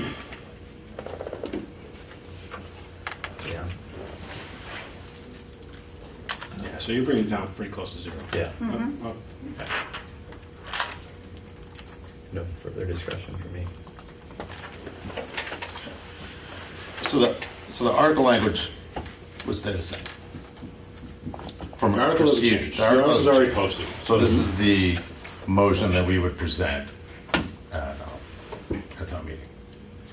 Right, the motion would read, ambulance borrowing comes from ambulance receipt funds, or, sorry, ambulance reserve fund, or whatever is the phrase. Right? Funding, the source of funds would be the ambulance Receipts. receipts fund. Right, so we buy an ambulance. Under all scenarios, we buy an ambulance and spend $30,000 on related software and systems. So Arlie's wording would be to just use ambulance receipts. Mhm. So if his motion that I seconded is denied, then we go back to the table to come up with Right. an additional motion to borrow that everybody votes on. Because that's the Or way I see it's conceivably going. not. Huh? Or conceivably not, but unlikely. Unlikely, yes. Put the cart before the horse, but, yeah. Right. Okey dokey. All right, so we should take a vote on your motion, which was seconded by Joyce. Yes. Right. Right. But just so, I just want to be clear on that, so we're not changing or amending the language in article number. Correct. Again, procedurally, is that for us to vote on here as opposed to, I thought our purpose is we're gonna vote on the article itself and We then, still would need to have a recommendation normally though, right? For, The motion. If I had written the article to just say, the article is to borrow $290,000 for the purpose of an ambulance and software, then you would either vote yes or no, or you could vote to IP it. But since we wrote the article broad, we presented one possible motion. Again, it's not in the form of a motion, but it's, yeah. And you're going a different path. It's fine. We'll be hurt, and Todd will be okay eventually.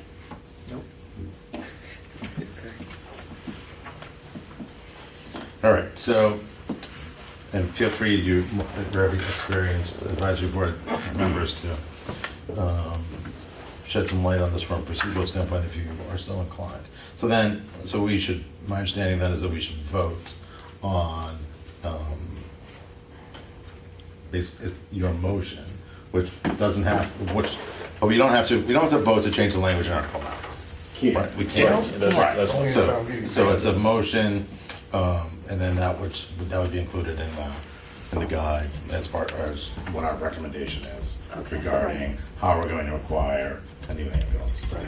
Right. So that's basically what you're doing every time, is you're voting to write the Right, but motion we're- to do this. We're making a very specific recommendation this time, perhaps, on Maybe. how to do that. Yeah, maybe, right, that's what I said. Gotta take the vote. Right. Exactly. Jump in. My enthusiasm, my sense is I sense the enthusiasm. But at the end of the day, and I will continue to pound on this, I propose to replace the word borrowing with the words ambulance, with the words reserve fund. And I believe that does what I intend. Reserve fund or ambulance receipts? Receipts. Ambulance receipts. Shoot yourself in the foot there. I'm going to replace. Or do you want to get two new Receipt. ambulances? One from reserve fund or what? $7 from this one. Yes. All right, so the motion is that we will acquire a new ambulance, and said ambulance will be purchased using funds generated from ambulance receipts up to, it's probably a little stricter to put an amount in there, No, you should have. or no? Yeah, no, it's. Yeah, Yeah. okay, all right, up to, what's the number again? 295. So if by a fluke the money's not there, we're not buying an ambulance. Correct. We've heard that the money is there, so What if we need something else? I'm sorry? the money is there. 380's gone, 3-something left. Is it definitely enough for the two? And will it definitely be enough for the two? Okay. I thought it was cutting it kind of close. It is. Well, yeah, but I just have one more just point of discussion on that, just was thinking of. So, Chief, if, let's say some type of significant piece of equipment in the ambulance or something broke, need to be replaced, some other type of system, not the whole vehicle itself, but, or parts, is that something that the ambulance receipts could be used for, to purchase? No, No, absolutely not. okay. Because it requires a town approval before the money comes out of that. So it's not like So something. it could be used, but only after a town meeting. Only after a town meeting. Town approval, yes.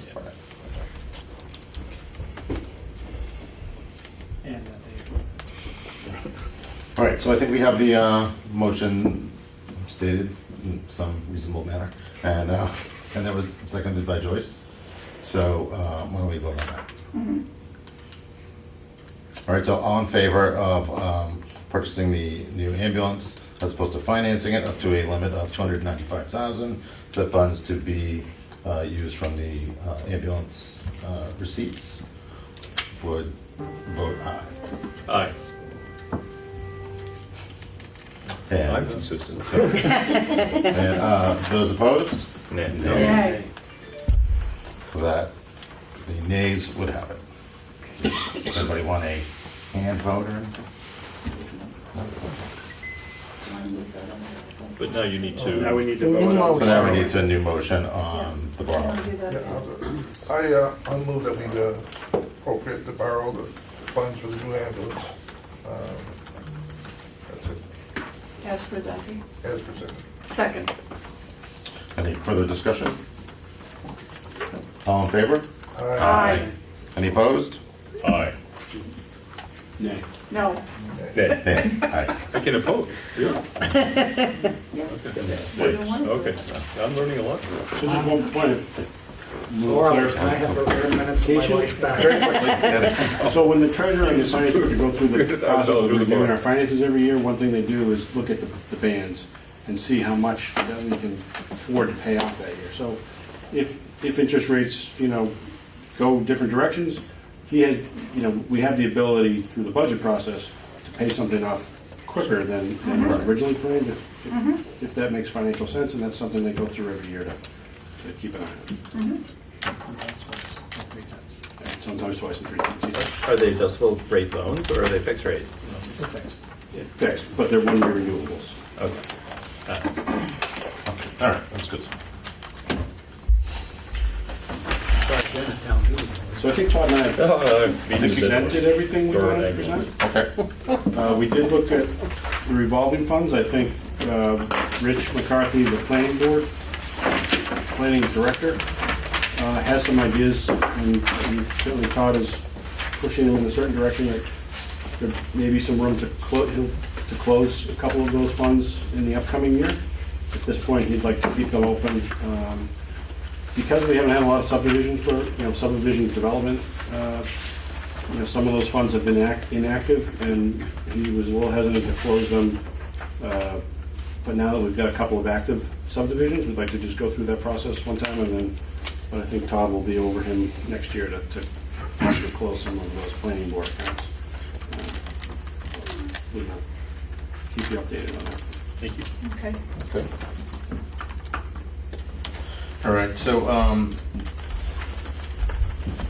nothing else? No, I don't think so. Anything else for Jack or Todd before we? Did you want to speak to the language changes that Rich can't speak to? Yeah, so Rich is up in the public hearing for the planning board, but on article, the affordable housing article, Oh, no, that's Peg's article. Peg's article. This is Peg's article. Next personal article, yeah. 15? No, 14? 15, you're right, Brian's right. 15, so I think there was a handout on, if you look at page 2. So you would delete, and the applicant may contribute, and then just say contribution of funds, so it's in the same format as number 1 and number 2. So hopefully that'll make things more pleasant for you. That's gonna change. So we'll put that up. So the motion will, if you are okay with this, the motion would be, rather than as printed in the warrant, it would be as shown on the, as printed in the warrant with the one modification that will be shown up on the screen. That's not going in the warrant, is it? I don't think so. I certainly appreciate that attention was paid. I think this language is better. I do too. All right. The planning board will agree. One more thing. I think so. Sending them around. That's my legacy to Norfolk. We should Oh, yeah, so there's, The money borrowed. take a quick look at that, just the paper quality. So one thing we're looking at is a changing, possible process change, web printing rather than the traditional paper feed printing. And so the web printing is more on that kind of recycled paper that you see there. It's half to 2/3 of the price. Almost 2/3 less. Is it? So we'll Wow. go with the cheaper. So I don't think anybody would have a problem with that, but we just wanted to show that to you. Perfect. And then one other, Same mail rate for it? yeah, same, it's all based on weight, so. Yeah, that's a bulk rate. Yeah. The one other thing that, just because we're getting late in the process here, is that depending on when all the advisory board recommendations come together, Sue and Steve and I can work on this as we go through the process here, but, we certainly want to try and get this out early next week, so that people have a few days with it. And so one thing that we could do, depending on how all the recommendations come out, is just, we could send out the warrant maybe with the critical, the budget, hopefully I think that's the big piece, we'd send that out. And then if there are other recommendations that came in later, we'd put them on the website and obviously have them as a handout at town meeting. But, so that's really just a process that you, Robert just scored, that you guys can talk through. I mean, it's just a timing process to make sure we get that printed and out to everybody as quickly as possible. Okay. I want to know what the score is, because Yes. Yeah. 3-3. 3-3 with 17 minutes left in the second period. That's one. Oh my. all right, well, thank you. And our fire chief has been very patient back there. It's been a lot of fun. So- He's upstairs. He's probably if anyone wants to shout out a question when we're running out, feel free. Could we investigate borrowing half and paying cash for half? Sure. How about 42? What time are you going to be here tomorrow? Thanks, Jeff. Thank you. Thank you all. Again, my sincere thanks to well-run committee. Wow. Spend the lead of money. Thank you. Here's the best fire chief I've ever had. Chief, do you have any more of the handout? I got one I was gonna talk off of. Here. Okay, I'll still share it. We can share it. Yeah. I just need one for the file. No problem. I'll get you We'll that. share. Mr. Chair, if I could just beg your indulgence and just if I have some latitude of what I want to do here tonight, be a little bit out of the difference. Sorry, Donna just reminded me of something. So Monday night, we're having a Q&A at 7:30 up in room 124. Selectmen will be there, I'll be there. You folks are certainly welcome to come. It's just open to the public to come and ask us questions about the warrant and the budget. So you folks are certainly invited to come. I think if you're gonna have a quorum, you might want to post, but So not too many people show up. When is it? I'm gonna post it now, just in case. we're targeting trying to get the warrant mailed on Monday. So that'll put the chairman under a lot of pressure to get those. Yeah, did everybody get that email that I sent out earlier today? Yes. Can I read it? Yeah, that's the operation. So part of what happened, if I can just, we lost that April 11th meeting because we didn't have a quorum. And so this meeting was really gonna be kind of our emergency meeting.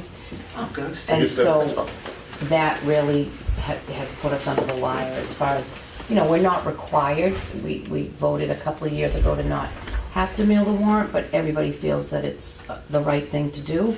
So I don't want people to get the warrant on Monday the day before town meeting, because many people may feel that's not enough time to go through this type of a, so today Jack and I were throwing some ideas out there about other ways. And you know, if we include just the budget and do the other recommendations as a handout, you know, and we're going to a new facility to save, it's close to Yeah, two-thirds significantly. of the price of printing. Right. So that's what's causing us to look at some other options of what we should or should, you know, but if the committee thinks it's important to have all the recommendations, then, you know, he'll do his best to get it done Wednesday and out here by Thursday, and it'll arrive in people's mailboxes Friday and Saturday. So that's kind of the time frame we're looking at. Chief Bushnell, thank you. No, gosh, thank you very much. I appreciate the opportunity to be here.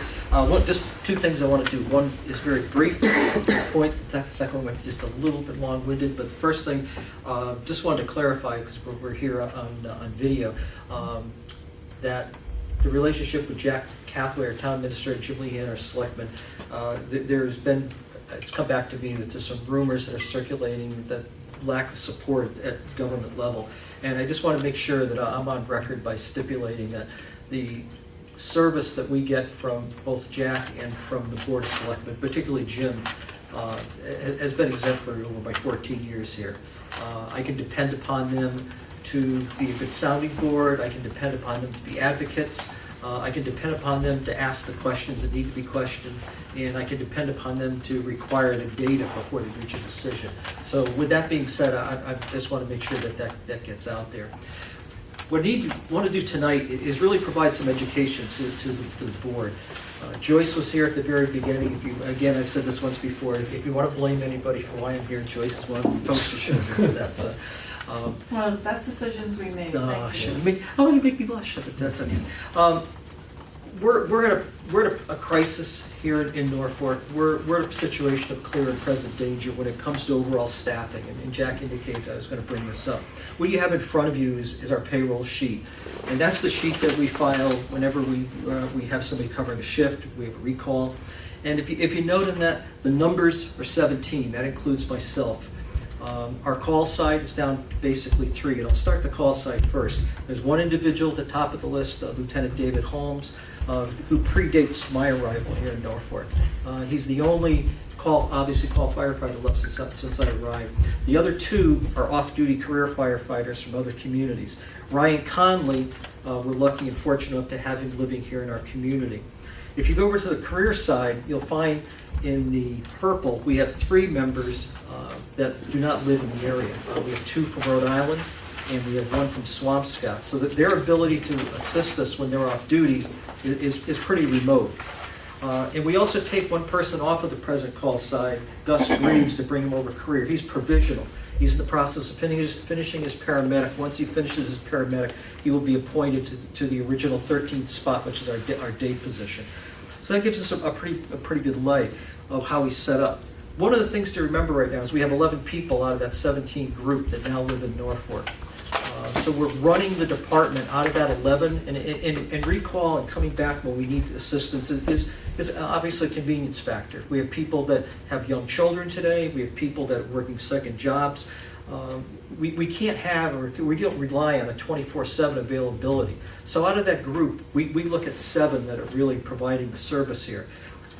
You know, much as like when you attended college, we used onion skin paper, and you can write it out, you can use liquid paper, but when you hit that eraser to that onion skin, it fails. Well, that's where we are at this point. If we apply the eraser to that equation that we have in terms of staffing right now, we've got a really serious problem.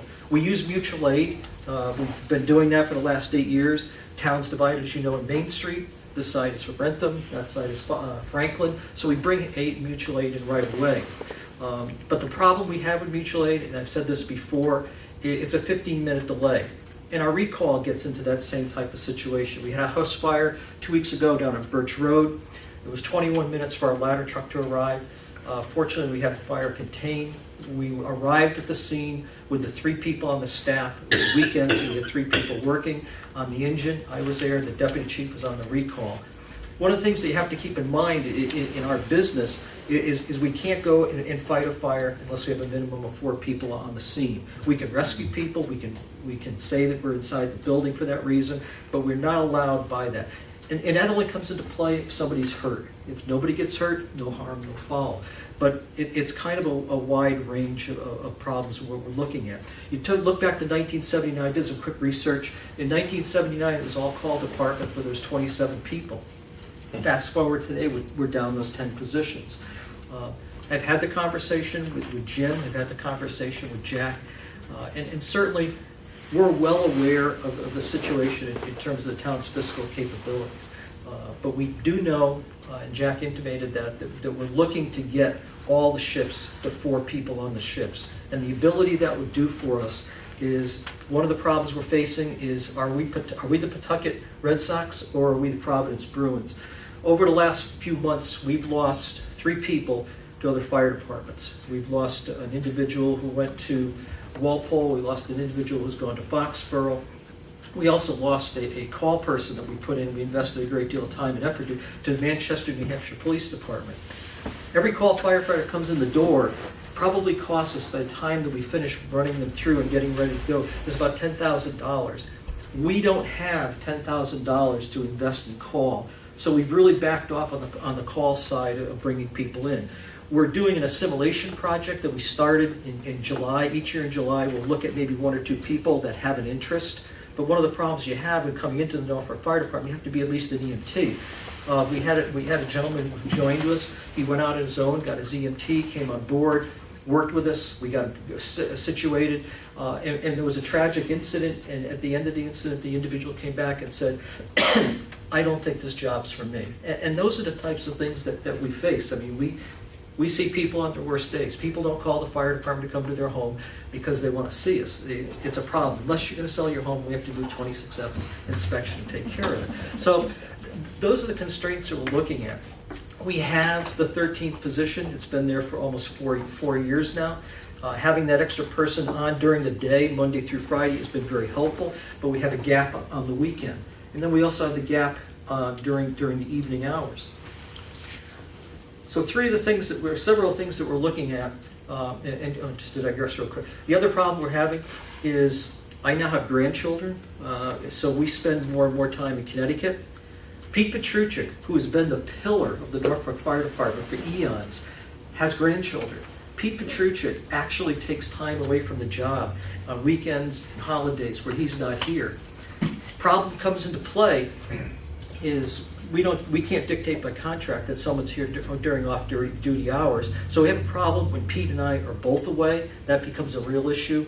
And we've been trying to pull money out of the budget to make sure that we have someone there. The reason we do this is we do have lieutenants that are on the shifts, that direct the shifts, but that person cannot ride in that engine in the right-hand seat and take care of the other people that are on board that fire apparatus, and then get out of that fire apparatus and direct a scene. It's impossible. It's a safety problem for the staff that person's responsible for. It's also a safety problem for the people in the community, so that becomes a real problem. What we try to do is, when we leave, if we're away, we put an extra person on, and we take that person out, and we put them in car 2, the second car we have, so that person can serve in a command position. Very, very important in our business. Jack has bought into this. Jack has gone to a number of fires over the last few years, has seen firsthand why it's there. We had a house fire in Kingsbury Road when I wasn't here. Pete was in that situation in the car. He was able to run the call. Pete and I were both gone when we were in Holden. Russ Hall, who was one of the original people that we hired, we started ALS, has been sworn in as fire chief in Holden. That night we had a serious fire on Everett Street. Mike Finland was the lieutenant. Mike Finland was in a car because we had the extra staffing, and he was able to direct the incident really as seamlessly as it possibly goes. Getting back to why people leave Norfolk, it's almost like we're the Patriots. We have the hometown discount. We can offer tremendous training. It's easy to say that we offer the best training, but I can tell you unequivocally, with any fire department in this area, we provide the most training. If you follow us on Facebook, you see that all the time. And it's Pete Petruchik. And the problem we run into is, once these people get the Pete Petruchik good housekeeping seal of approval, everybody out there in the contiguous towns want these people because they know they're genuine people and they're going to work very hard and they're well trained. That's a problem that we've run into. Cycle us back to the 4 people, and why we're looking to do that is if we lose anyone, at least at that point, we've got the ability to move staff around and to cover the holes as they present themselves. So what we're looking at, and we don't have a definitive from the board, nor do we have definitive from Jack, we've had a lot of discussion, but we're looking at about a $20,000 figure to cover situations when Pete and I are not here, or I'm not here, and Pete's on the shift and we need to cover him. That's one. The other issue that we're looking at is trying to add the 14th firefighter. If we did that, we would dedicate that firefighter to a day shift. So each firefighter, the 2 firefighters on the day shift, one would work 4 days, 4 days off. So we could move them through an 8-day cycle on the work week. And that way, we've got coverage during the day.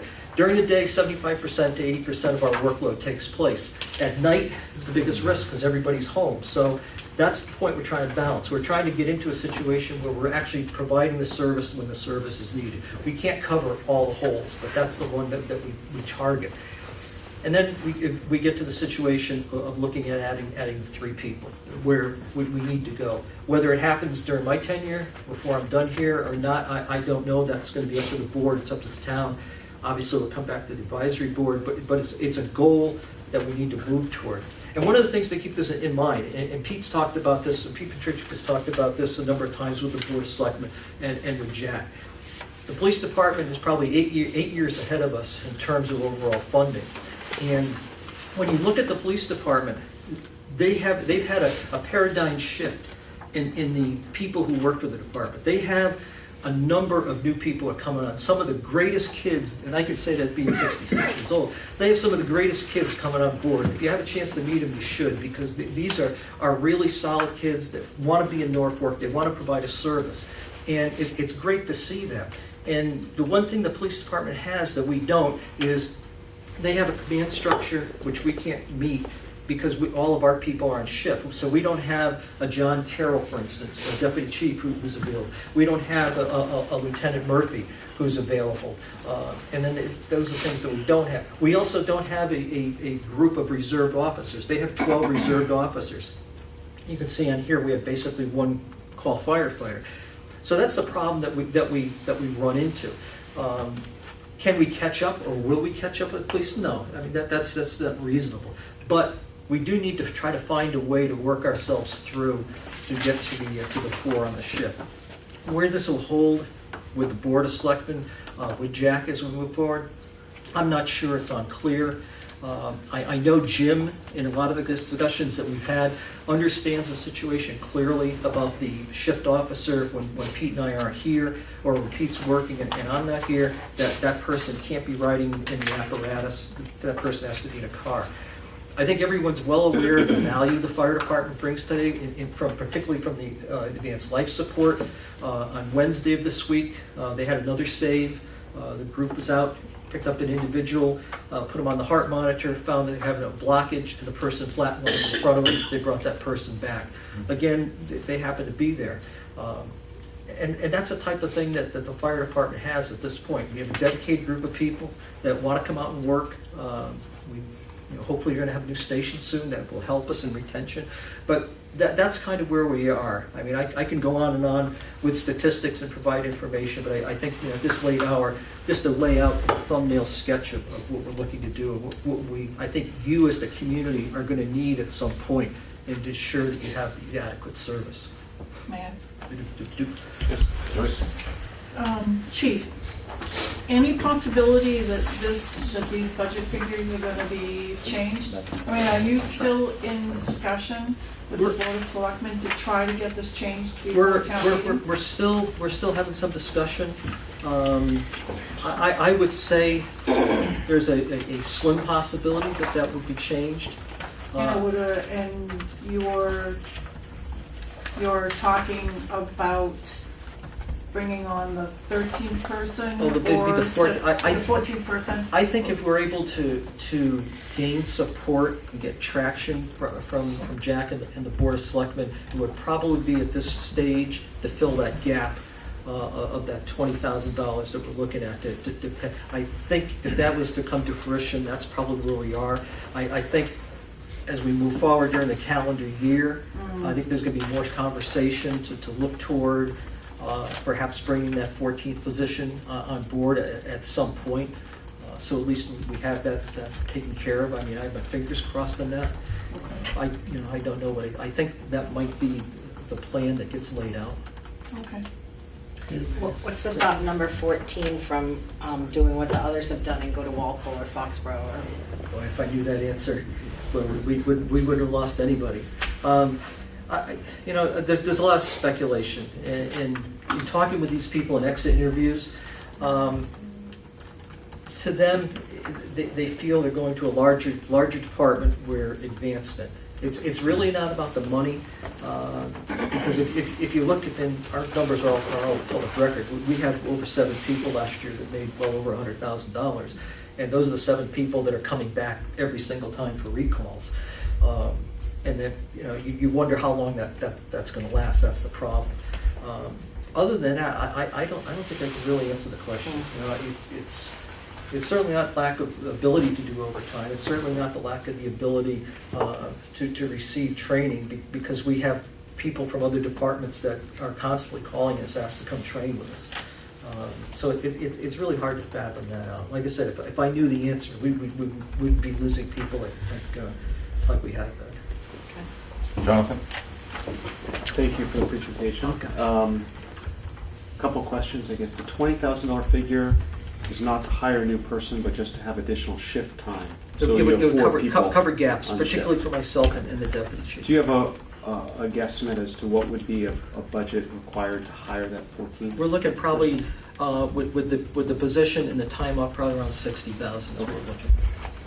All right, so I don't mean to open old wounds. Yep. But are the ambulance receipts able to cover this?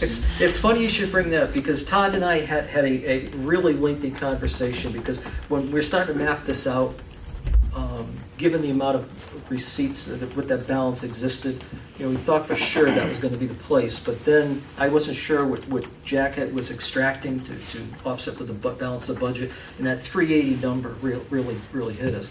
Because some of the other things that Todd probably didn't talk about here, I didn't hear him talk about, just in passing, is that there's a move to try to take all the ambulance operations and make those self-funded under the ambulance receipts, which certainly makes a lot of sense. And we're taking $30,000 a year town money to just do the basic operations for equipment supplies and that kind of thing. And taking that and applying it back to the ambulance receipts, I think is a really good idea. But obviously by doing that, what's more important, the person or the supplies? Well, obviously we can't run the organization without the supplies. That's a take. Yeah, well, I don't think it's probably going to be a surprise where I'm going with this, but No. we just voted to borrow the money for the ambulance. So after we take $380K out of the ambulance receipts, we're left with $350, whatever that number is. We have $350K left. Yep. And Chief here is telling us that there's a clear and present danger to the town, over $20,000 to fund a 4th person on a shift. Well, the $20,000 would take care of plugging Yeah, holes. sure, I understand, I'm not, without funding the 14th person Yeah. would take into account a lot of those holes, because now we've got somebody straight across the board on days. Yeah. So the only thing we'd cover at that point at night, and I got to be honest, we haven't come up with a number on that, how that would play out. I mean, there is some discussion that we've had in terms of if we ever move forward to 4 people 24/7, would we, during the first few years of operation, only make sure that we fill those positions during the day, and if someone had booked off, we'd leave the nights at 3, as a way to ameliorate how we do this? And that same thinking would come into play with the 14th person. Would obviously take care of the gap during the day. Would we be comfortable enough to run at night and not fill the nights as much? I mean, that's in there, so that there's a play, and I can't give you the number. And That's Arlie okay. will ask the question, I'm sure. yeah, but I mean, where I'm going is I don't disagree that having a 14th person is the optimal answer. I take you at your word for that. But let's put that aside for a moment. Let's just do the bare minimum to address what you're saying is we're in a dangerous position of 20K. I know that Jack and Todd aren't here anymore to answer this, but I'd really be curious as to what is the objection to taking 20K out of ambulance receipts to fill this hole? What is the objection to that? I mean, is that something you can, have you heard what that is? Because, again, now maybe there was uncertainty over the borrowing portion for the new ambulance, but we've agreed to borrow it, not touch, we'll at least recommend to do that, not touch the balance of the receipts. Like, what's the logic behind sitting on 350K while we've got a dangerous situation over 20K in staffing? I don't understand what the objection to that would be, or why it's not just do it. I couldn't answer that question. Right. To Arlie's point, I think earlier, even at 2% cheap money, the loan at 300K is nearly $20,000 of interest that won't go to the town. It's interesting.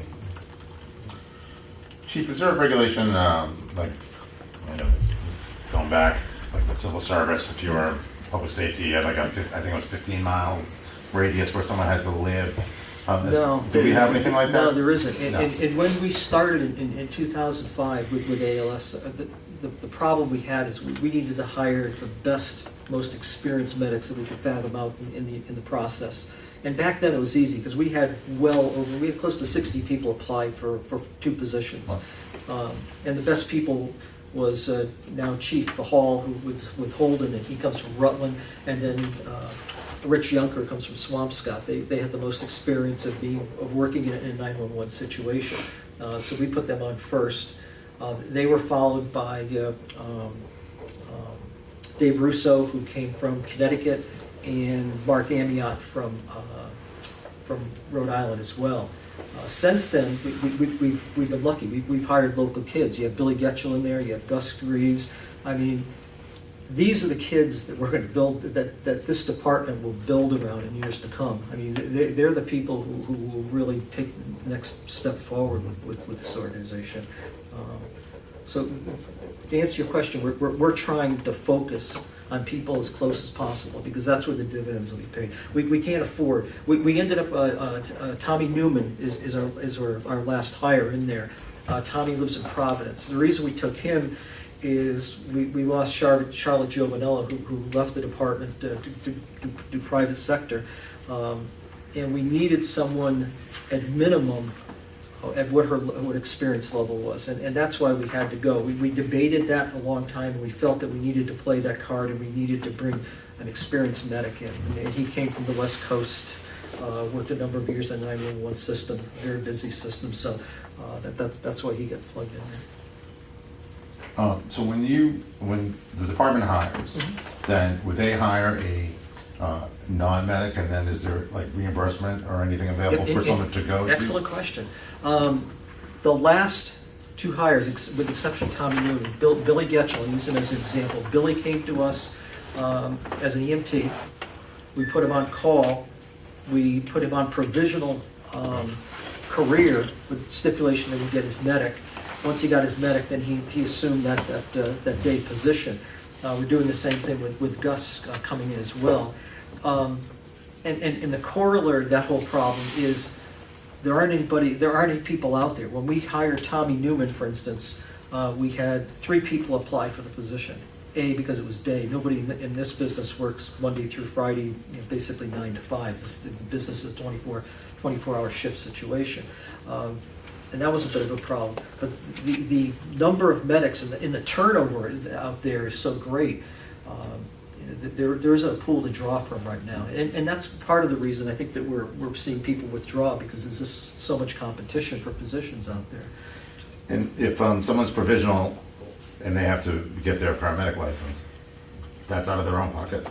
That's out of their own pocket. And that's a fairly expensive program. Right? It's a very expensive program indeed. I mean, they're really putting themselves in the position, this is what they want to do. In the position of Billy Getchell and Gus Greaves, having them on provisional at least gave them a steady income to offset that. And we help out, they can take the car to class, or whatever we can do to assist them in that process. Thanks.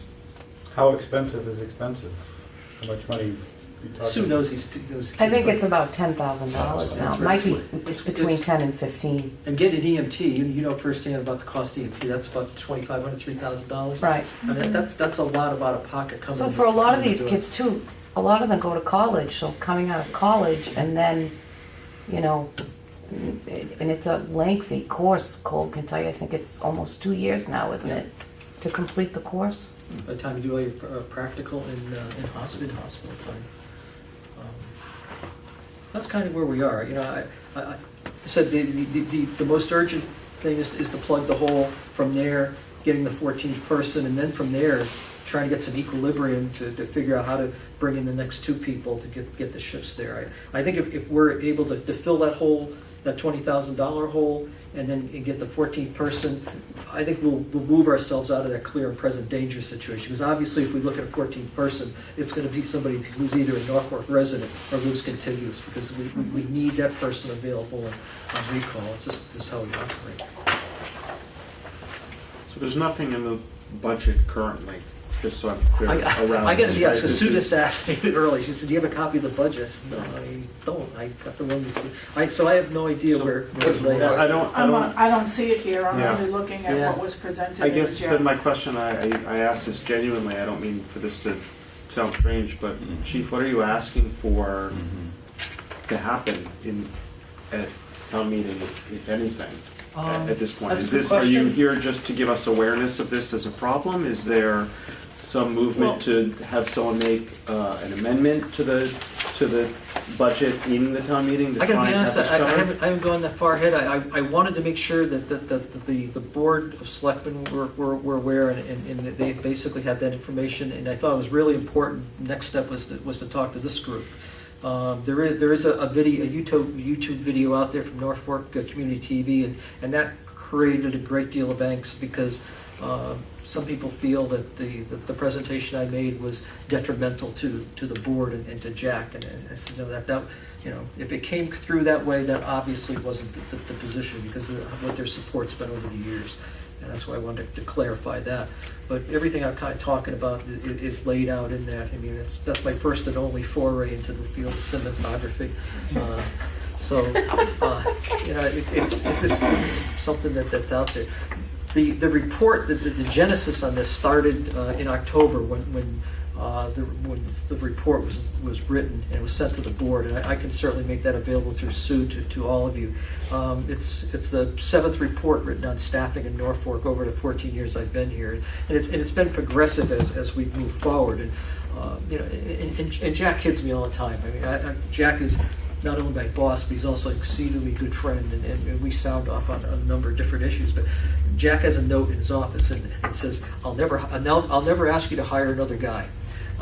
And you know, and so we get that all the time. But you know, we're just to that point where we've cut that onion as close as we can, you know, to provide service.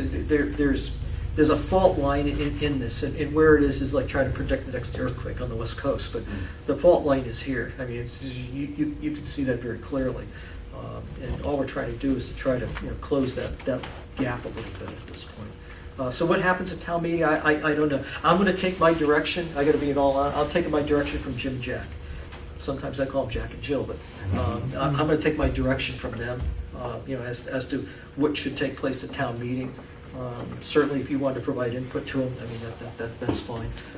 And that number that Arlie's pointing out, but Arlie did find it. It's the 1,672,000. I don't have anything that matches up to that, so I don't know where that number, you know, what that number is. I have a feeling that number is the derivative after the ambulance operations were taken out of the expense side, I believe. Okay.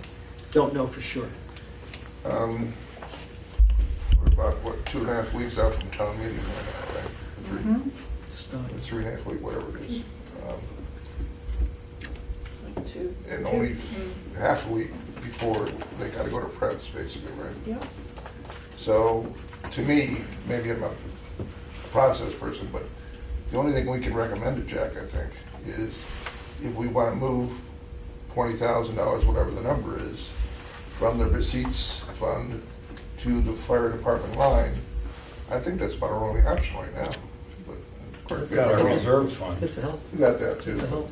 Yeah, but what are the limitations around, not to jump off the deep end here, but is this what you meant, the advisory board fund? We're taking money out of the advisory board fund for something else we discussed already today, some transfer, right? Are there limits as to what that can be appropriated for, and does that need to go to town meeting?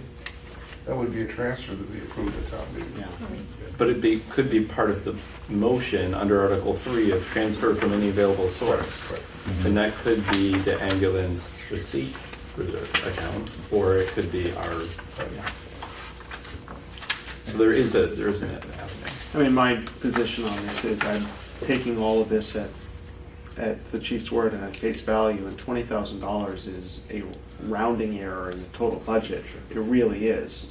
And not to just do a hand wave over $20,000, but to hear that $20,000 would address a potential life and death situation, it just seems that it would be extremely short-sighted. I'm not saying anyone else agrees with this approach, but from my personal perspective, it seems short-sighted that if you believe that $20,000 would stave off a potential life and death situation, it just seems that there ought to be opportunities to either recommend to Jack and the selectmen, and/or for us to make some recommendation, or for someone to make an amendment in town meeting at the budget, because we have two, I think, fairly obvious sources of funding. One is the ambulance receipts, which seems to have plenty of cash to, at the very least, fund it for this upcoming year. And failing that, the advisory board reserve, should we, as a group, feel that this is important enough. I mean, $20K in the however many $1 million budget, it just seems that it's certainly bang for the buck in terms of what the expense is. That number was derived by Pete, and Joyce knows him very well, and certainly vouch for his abilities when it comes to forecasting financial plans. So I really appreciate the work you've done. I've done 12s on shift work, and it can be Been there, done it can be a gruel. So understanding that if you and the deputy chief both need time off, you need that funds available to make sure that that role is filled. And at those it's critical hard, because times. there have been conversations with both the board and with Jack over the years, and their position's been, listen, when you gotta go, you gotta go. And it's kind of hard to do that. I mean, I've been invested in this community. I mean, I'm still not a resident, but I kind of like to live here. But you get invested. I mean, with the people who are here. I mean, we've gotten to meet so many people, and it's a difficult thing to say. Well, no, I'm not going to be available today. It really is. Before the time we would voted there. The other thing that we've looked into as well is Jack and I've had a number of discussions about whether we should bring a consultant in to take a look at this. And Jack's opinion was that, and I agree with him, it's not going to do us any good to spend money on a consultant, because we've mapped out the situation here. It's simple math, right? If you need 3 in the overnight, you need 4 during the day.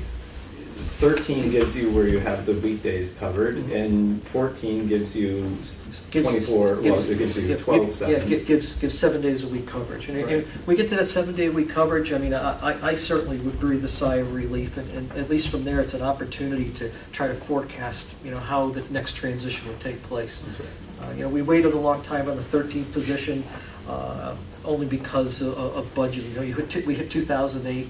Originally, that position was supposed to go on right around 2007, 2008. In retrospect, glad we didn't do it, because we probably would have had to lay that position off. And we escaped in 2008, not laying anybody off. So, I mean, that was huge, and we cut back a lot. The other thing that we do is the shift is doing over 90% of the calls. And I got to say that the people we have, I mean, we've taken some chances going out to calls and getting there and say, oh boy, we're not going to be able to handle it. We need more help. We need it quick. But that's what happens when you call triage, and you're balancing your budget against the call that's coming in. And those two really don't blend very well. But it's what you have to do to make it work. Chief, how long does it take for you to hire somebody? Ballpark.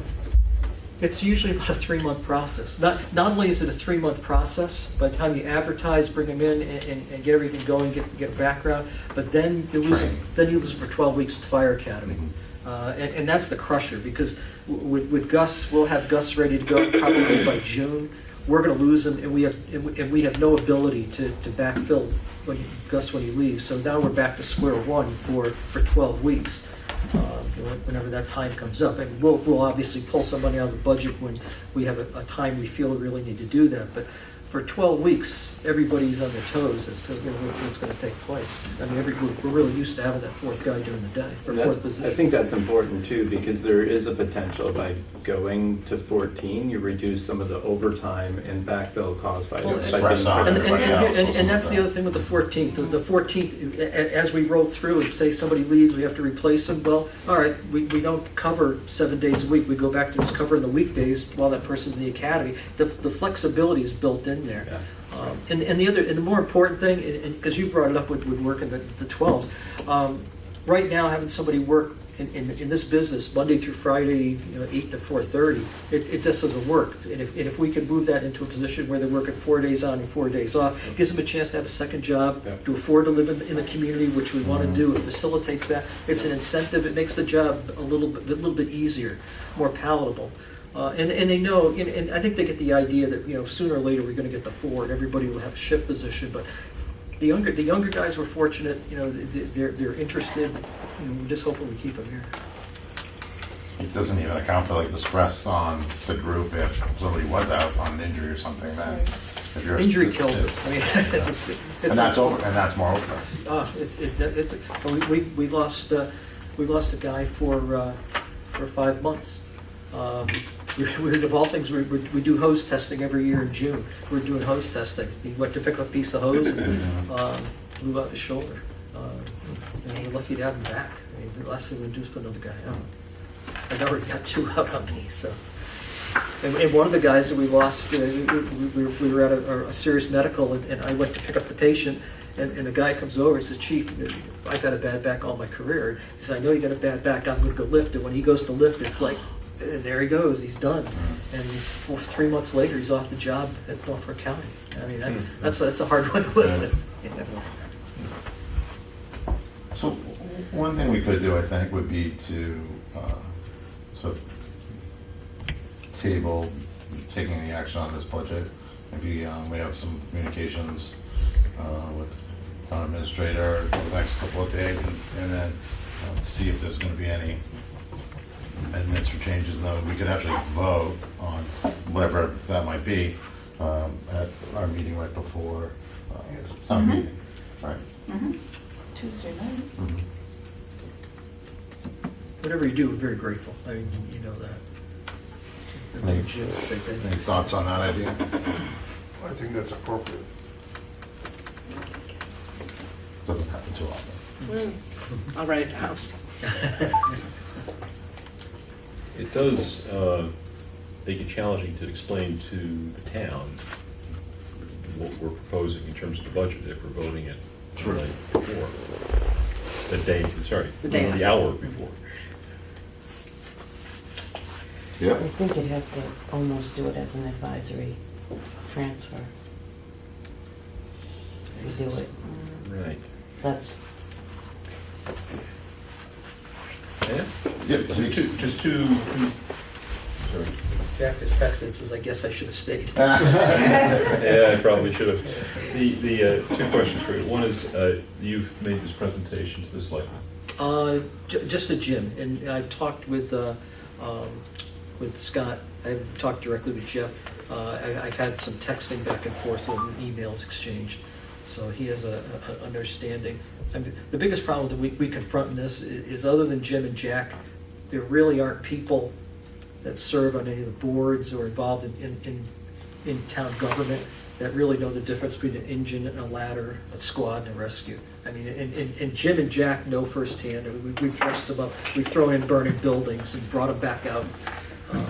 They've been to a number of calls. I mean, they get everything that goes on. It's hard. And in defense of Scott and Jeff, they're very peripheral and just listen to what we have to say and take their cues from wherever. I mean, it's tough, and that's why tonight it's so important to try to relate this information and provide some background information for you. So the answer is, it's, other than talking really with Jim, I don't know. So straightforwardly, and to put it a little bit bluntly, the selectmen have not heard this presentation. No, other than seeing the video, no. And, They've had the information, yes, but I. but you haven't had a chance to discuss No, it. no. And just to satisfy my curiosity about the ambulance fund one more time, we budgeted $380,000 for the past 3 years. No, I'm going to leave it to that. Harvey, what This is page is hard, that, I would Harvey? expect nothing less. $380,000 per year over 3 years, right? Yep. What is the cash in to the ambulance receipt fund per year? I've been On average. texting Marie, and one of the things, I don't know if it's filtered down to here, I mean, one of the things is by assigning Marie to the fire department, she's been placed in charge of the ambulance billing. I handled it myself, so obviously it wasn't handled very well. Marie has done an outstanding job. I mean, at one point, we were somewhere around $950,000 in receipts. Wow. And a lot of it had to do with going back to the Department of Correction. There was some bookkeeping errors with the firm that handles all the DOC health. So we were able to bring back, actually, Marie was able to bring back, I want to say somewhere in the area of $250,000, $300,000. It was probably $250,000 that she So the brought. 900 number wasn't an annual number. No. The annual Right. number is right around, I would say 380, 400 is a solid annual number. So if, trying to put one down there. Thank you. The hour is late, and I can't thank you enough for the opportunity to speak. Thank you, Chief. Yeah, thank you. Thanks. Okey dokey. Thanks. My battery died. Means we On can't your go computer? on. That's right, that's not a good You- sign. That is a certain indicator, isn't it? Meeting is over. I'll give you mine. Good night. Good night. Good night. Thank you. Any more thoughts on? Question, what was the meeting Monday night that they, It's just a Q&A. Jack kind of opens it up to the public and goes through the warrant articles. I was just wondering if that's a vehicle, a potential vehicle for discussing, but if it's a more broad-based. It's very broad-based.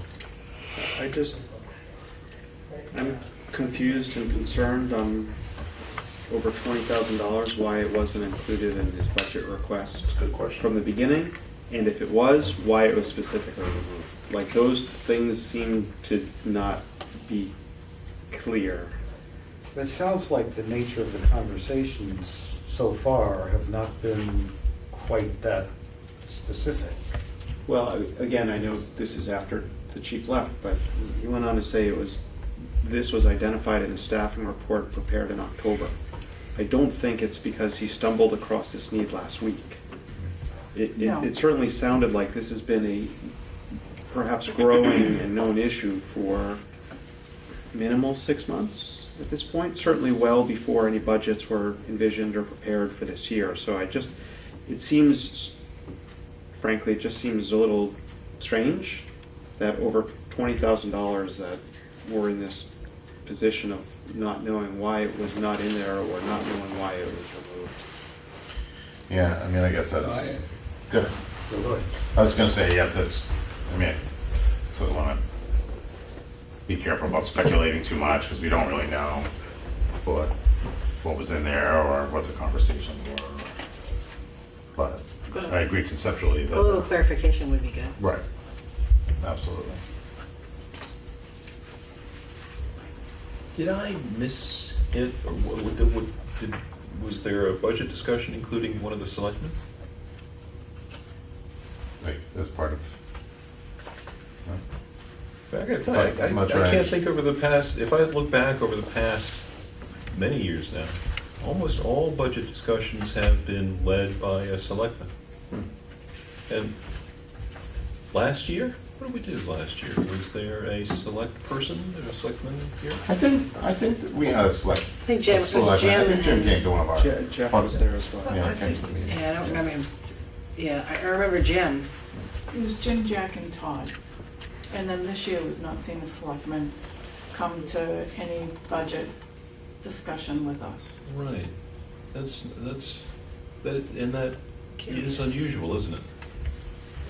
Well, I think, we haven't had a Todd before. So Todd is a new, that position he's very involved with the selectmen. Oh, yeah, not to take anything away from those guys. So I don't know if, but that played a piece, but. They may have internally shifted some of the Yeah, responsibilities and I said. think that's, Right, you know, right, no, it's fine. part of it, but I'll certainly tell Jack tomorrow, but, I think collectively you can email him individually, you could email him. Or collectively, one giant. I did post this group for the meeting Monday night, just in case more than 5 of you showed up. Right. Although that might not be the forum, maybe you could privately, it starts at 7:30. Maybe after, you're posted, so. So is the feeling that we would just ask, individually or collectively, is the feeling that we're looking to take $20K out of advisory board reserve or out of the ambulance receipts to fund that gap in his budget? Because there's nothing in that budget. There was an increase of what? 2% of the payroll. Right. For less than. Yeah, so that's overtime, so that is- 4%. And somehow the Right. expenses went down. Yeah. I guess I'm still not clear on why we need to make the decision about where it comes from, when ultimately, if it is a true emergency, as Jonathan said, why the selectmen aren't handling it with the fire department budget. So how do we get that answer? I think you need to email Jack, Okay, easy peasy. and he'll provide you with the information. You can't get money from the fire department budget. No, why didn't they, if it was just $20,000, to Jonathan's point, why didn't they just write it into the budget? That question is unanswered, but I find it strange, if I'm the police department, probably get a ticket on the way home. Yeah. But they're going up $136,000. I saw that. So I can't remember the details of their budget when they presented it a couple weeks ago. Well, wasn't here for wasn't part of it. No, they had a couple The of dark cruisers in there, station, I too. don't know what that means, but, Pardon? What? what is that? That was to have I like remember him a, saying that. like to get set up Right. in the new, It'll at be the the new camera. police station. That's Because right. it's not gonna be like someone, like if you go to the new police station, my understanding was there's not gonna be either a dispatcher or an officer there to like greet you, like if someone came in off the road and said, oh, Jim Tomaszewski just was driving like a maniac down Main Street. And, because we'll have the regional dispatch center, right? Right. And they're all gonna be like upstairs. So I believe that was part of it, and there was, I think maybe it was the lose a cost cruiser or associated, something yeah. last year or something. That's what I remember from that Yeah. presentation. But so, I'm happy to get an email out tomorrow. Cool. And then, I don't know, would people, just out of curiosity, would people be available for hopefully a brief period of time on Monday if, Maybe. for enough people to have a quorum? I can't make Oh, I it to won't be. Lions meeting. I could be at What do we need? 6, no, My 4. sense is that the selectmen might still be working on this. Isn't that what? Yeah, it's very possible. Yeah. That Yeah. there was some more adjustments? I think you had a good point too, Arlie, though, about like, in terms of getting the warrant out with the right information, I guess if there was like a later change, there could be like a replacement handout or something. Does that ever happen before? For like one It particular hasn't thing? happened in my tenure, I don't Yeah. know if Arlie can speak to that, he's certainly been, The advisory committee has made last-minute changes in spending, and that has in the past irked the selectmen. But, we recommend, and the town disposes, but. part of our job. Yeah, so I wouldn't be shy if the committee feels that it's appropriate. Just on the editorializing side, we have, I think, also heard that there's a $100,000 shortfall relative to where KP might want to be. And And that, I think, has serious consequences for KP because you multiply that roughly by 2.5 or so and to see what their total funding is. And I think that may be where the attention is now being spent because that, my hunch is a bigger issue. I mean, 20,000 we can solve at kind of almost any point by transferring out of the advisory funds, right? Well, I mean, the part that I just found particularly strange is we heard tonight the ambulance receipts can only be applied towards ambulance expenses. We don't separate out ambulance expenses from the rest of the fire department expenses. So what Jack said is we could apply ambulance receipts up to the amount of the total fire department. We can't take ambulance receipts and give it to KP. The only thing we can do with the ambulance receipts is put it towards the fire department. So while I don't disagree with where you're going with the KP thing, it just, again, part of what just seems curious to me is we're sitting on a pile of money that can only be used for the fire department, and We're not using it for the there's fire a desperate request from the chief.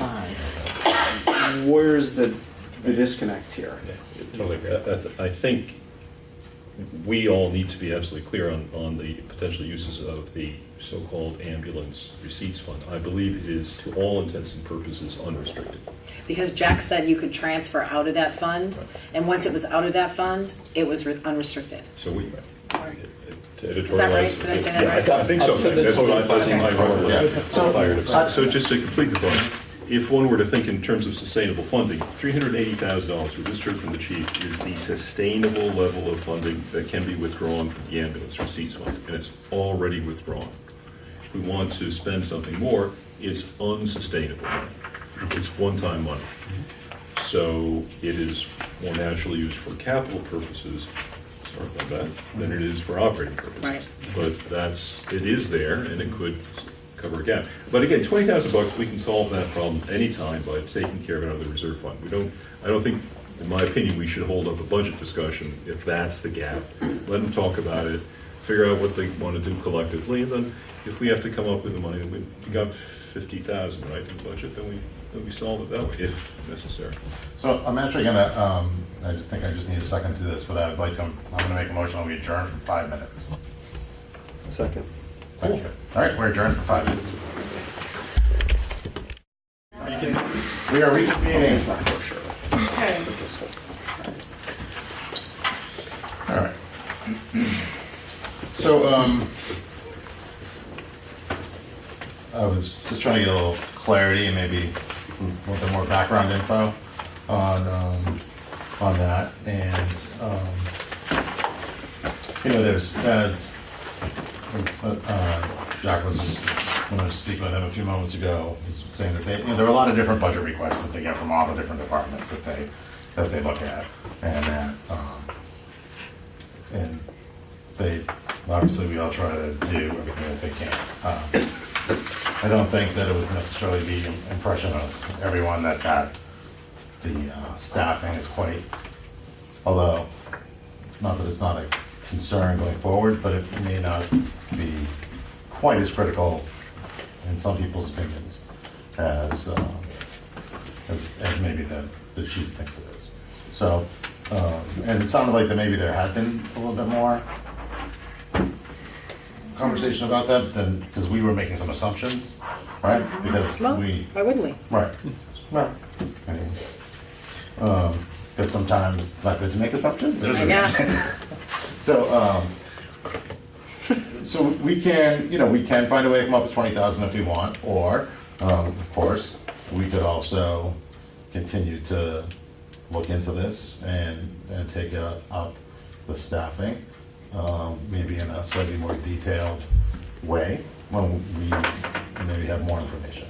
And the only thing I was going to say, and I talked to someone from like another town, and where, in some advisory boards, I think, I'm bringing this up now, I wasn't going to bring it up now, because obviously it's late, but I think I will, because I think it sort of could be, this could be an example. But, in some towns, either the advisory or the finance committee, my understanding is that maybe, this used to happen in Norfolk, not, so some of you may know that, but that like a person from the committee, our committee, would be assigned to like all the major departments.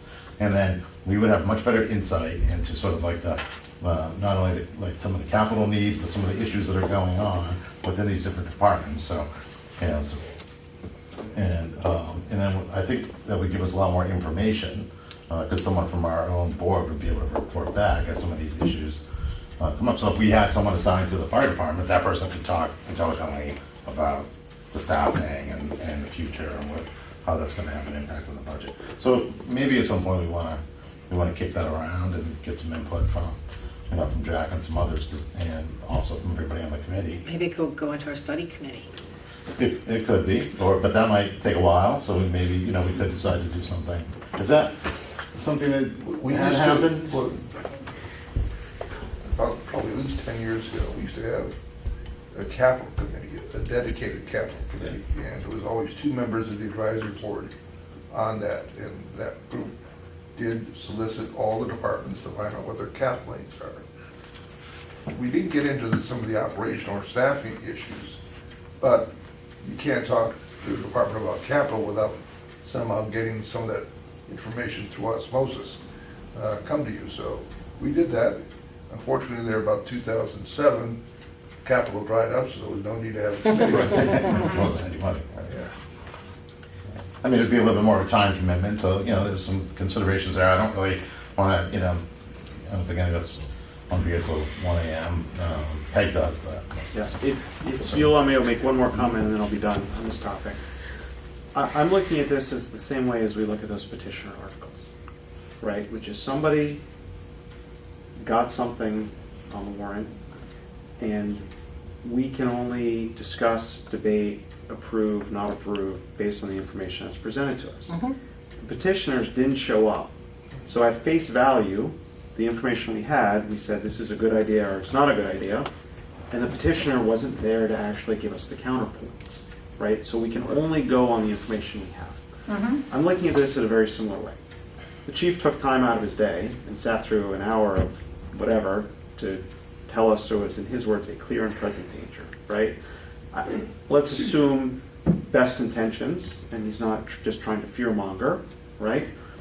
That's the only information that's been presented to us. It's the same thing. We don't have that counterpoint. So it's great that there may have been discussions and that everyone may not agree with the clear and present danger level of it and that they may think everything's fine, but no one is. The only information that's been presented to us that we have to act on is the chief's perspective. Is it a total picture? No, but at least I think it was important enough for him to come and make that presentation. I put some stock into that it was important enough for him to come talk about it. It's important enough for us to discuss it. At the very least, I think we ought to try and get what is the counterpoint.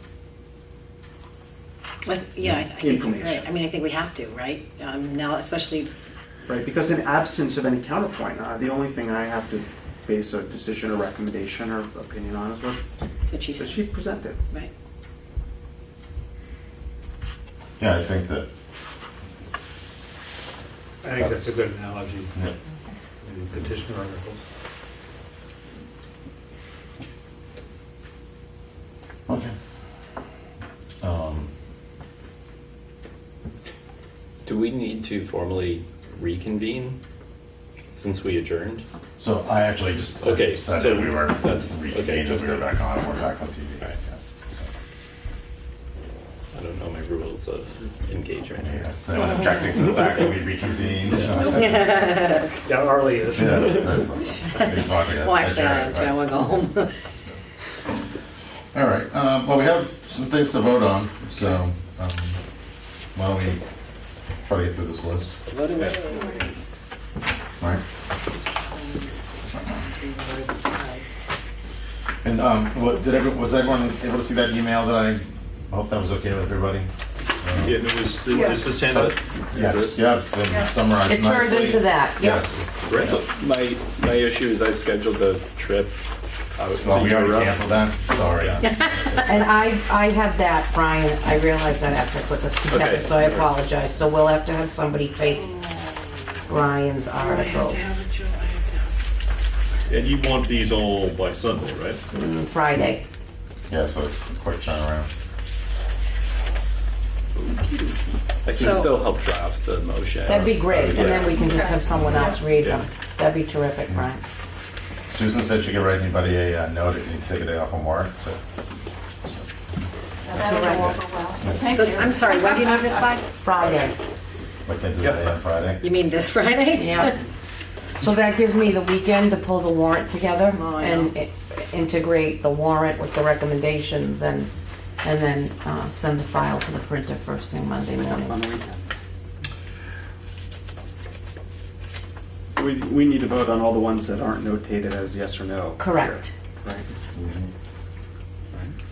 But did we need to vote on Article 1? Nope, No, so we don't, Article right? 1's just blank, Yeah. right.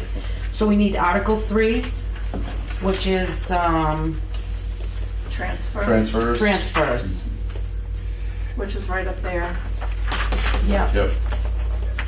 So I'll make a motion that we approve Article 3 as written. So moved.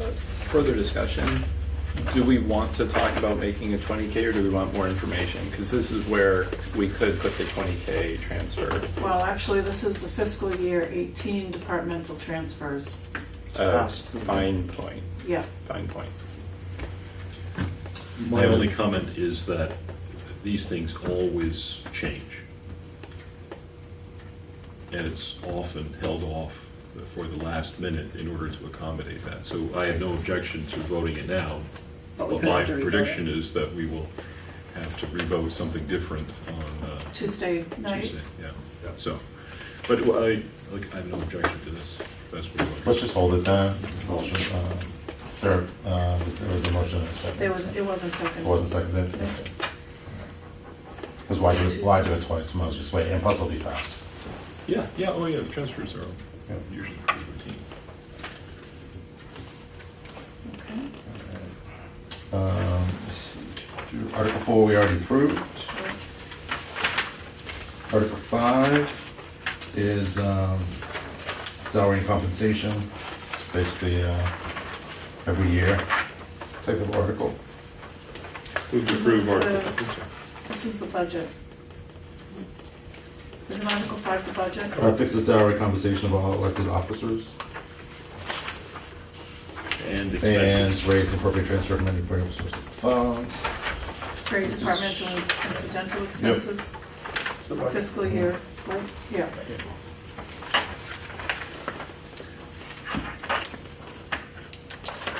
So this would be a vote to approve the budget that was presented to us this evening. All right. I move to approve, to recommend the budget as presented to us this evening. A second.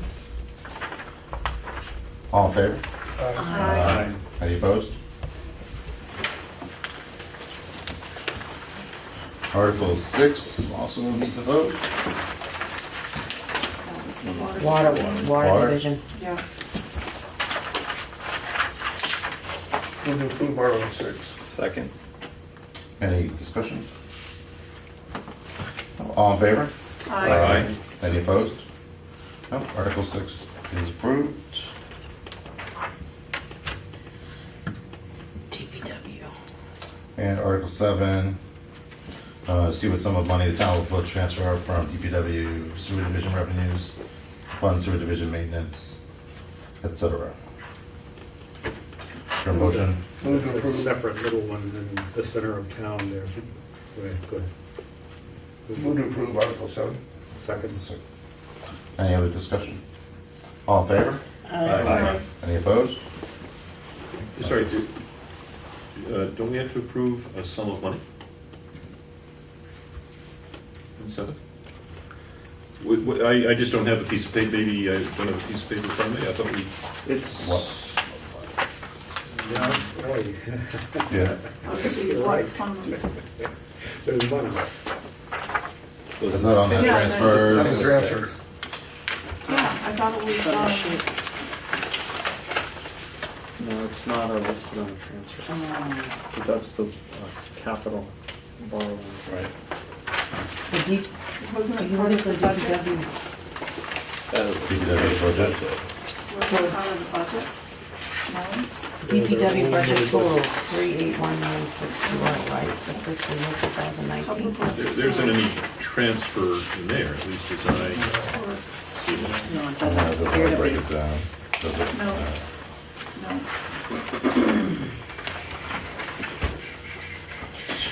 So there's no sum recommended, is that what we're saying? Well, Or asked for, you know? Page 13 and 14 of the budget. Yeah, there's water.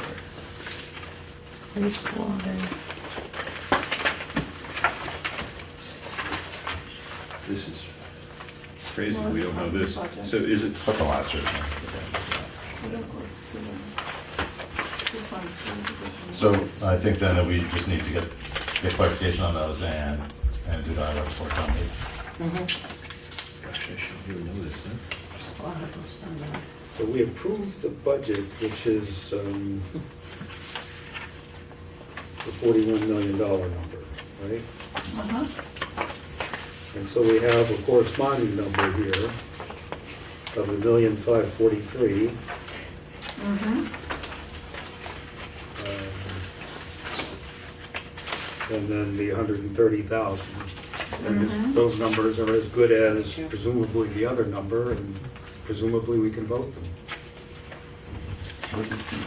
I'm sorry, I wasn't following where Here. your, This one? The FY19 You're saying budget. this Right. one? The last And 3 pages, right? Yeah. and That's the then this. appropriation, Right. about the And then transfer. Yeah, it's the This is transfer from, wastewater treatment. Wastewater. but where's the revenue side of that? Revenues to fund sewer division. So I think you don't know the 19 revenue yet, so you're just allowing them to use the To transfer. revenue to transfer to cover operations? Based on, The revenue Last for year. these is the ratepayers. right. Right. Right, because it is for fiscal year July But we don't know what that is 2018, yet. so we wouldn't And we never- know Right. that then. But that was Right. his point. That's my point. Yeah, I don't think we do vote on a specific number, it's just the authorization to take from the revenues into the reports and expense. Within that department. Yeah. Okay, make that motion. I may have a prior year. I thought we even voted on it already. Did we, on You this? did. Yeah, Okay. Oh, we're good then. yeah, I think we're fine. Okay, oh, we did. And then you said, wait, this is some. well, okay. I got it. Everyone, I Hold on. voted for it as well, and so And I feel good when about when I it. opened my mouth, I was I have confident last I'd year's use a, It's probably boilerplate, I would imagine. So we all it would be think the we same. voted for it, so we're. Yeah. A sum, That's see, a- Rock 'em on. Money, Department of Public There's a good Works, Water process for you, Division to right? Water Division. Sewer money. Division, right? Yeah. Yeah. So there's no, There's no, yeah, last year's doesn't have. there is in our recommendation, A year has in this article, We're all older. in the advisory recommendation, there is a number. So in the motion, there is a number. Oh, hold on, I'm sorry, I'm looking at that one.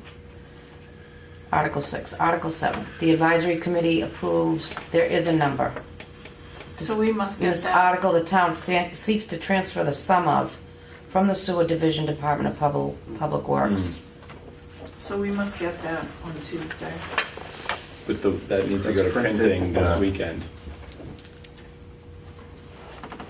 Then we say we'll make our recommendation on town meeting floor. Yeah. It might be in. Yeah. So it was $105,000 last year.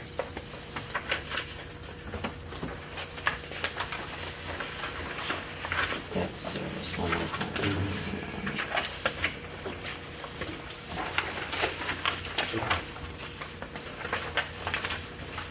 I bet, no.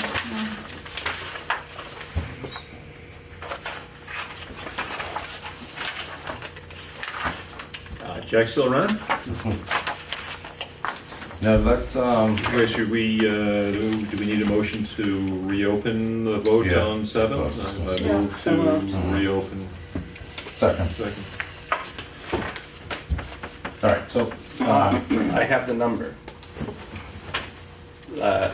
In this sheet, Yeah. the last page, wastewater revenue based is 105,554.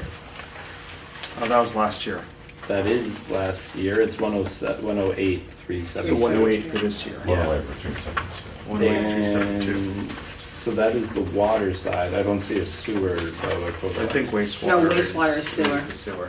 I mean, I don't see the water side and water Oh, for number 6. for 6. That's Right on here, it's page page 4. four. It's Why wouldn't that be 1.5. 1582? Oh, yeah, revenue base, there it Yeah, is. there are the numbers. All right. Okay.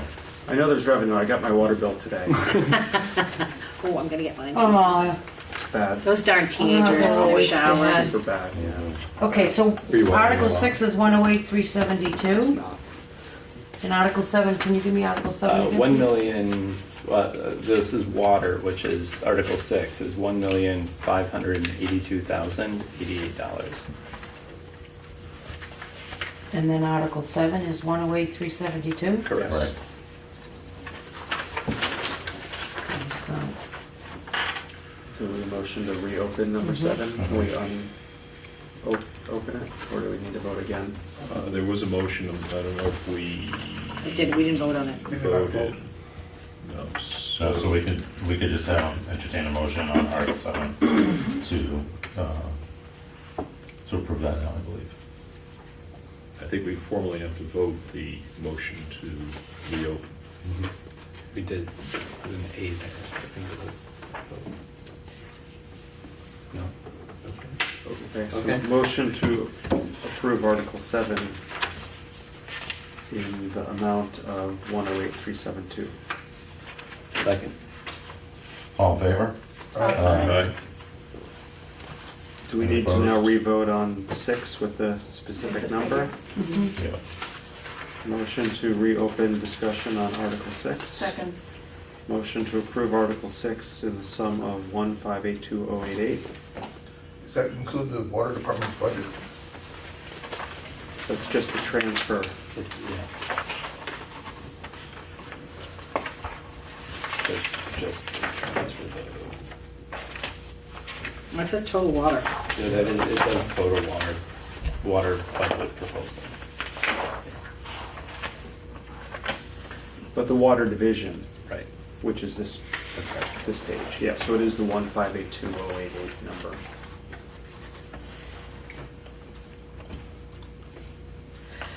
Did So- anybody second that? I think I did. Yeah, there was. Okay. Does that seem correct to you, based on your? Yeah. 6 and 7. Yeah, but we were doing. Oh, in here, the yellow, the one that has the yellow lines on it. Yeah. It's, this one. So you're on the second to last page. yeah, So this, it's this figure. and so I'm this not figure. sure that the actual vote, if I look at last year's, the advisory committee recommends approval of this article. The little write-up explains the number, but I'm not sure that the It needs to vote, be in a vote. right, the number, I think Well, if the that's vote the is case, just we've the already overall voted. budget, We've already right. voted on 6, then I Mhm. motion to rescind my past motion. Second. Okay, good. All right, so we're good on 6 then. Yeah, it's just the So we can- overall budget that we vote the number, the specific number. Mm. Okay. All right. All right, so let's just be crystal clear, and let's have a motion on Article 7. Or do we already? Yeah, let's just do that, to approve Article 7. And You vote to approve Article 7. Second. all in favor? Aye. Any opposed? No, Now we're on Article 10. No, we have to undo the IP for Article 9 with the See you ambulance. grimacing too Oh, I early? thought we did that. Did we already vote on We that? did that. Oh, we did? Yep, I have re-voted and approved to Oh, borrow. Yep. We got a Sorry, lot I- last year. That's fell okay. asleep. So, Article 10. Water capital borrowing. And that's on the sheet that Todd. yeah, gave that us. dollar Yeah. amount is on that sheet. Yeah, Oh, no, it's this one, right? Yes. yep, the bottom. So I'll make a motion that we approve Article 10. Second. This one. Don't we have to approve a line item behind the 2.6? Or that is just the, I thought we saw a line item, a budget behind the 2.6, but It's right here.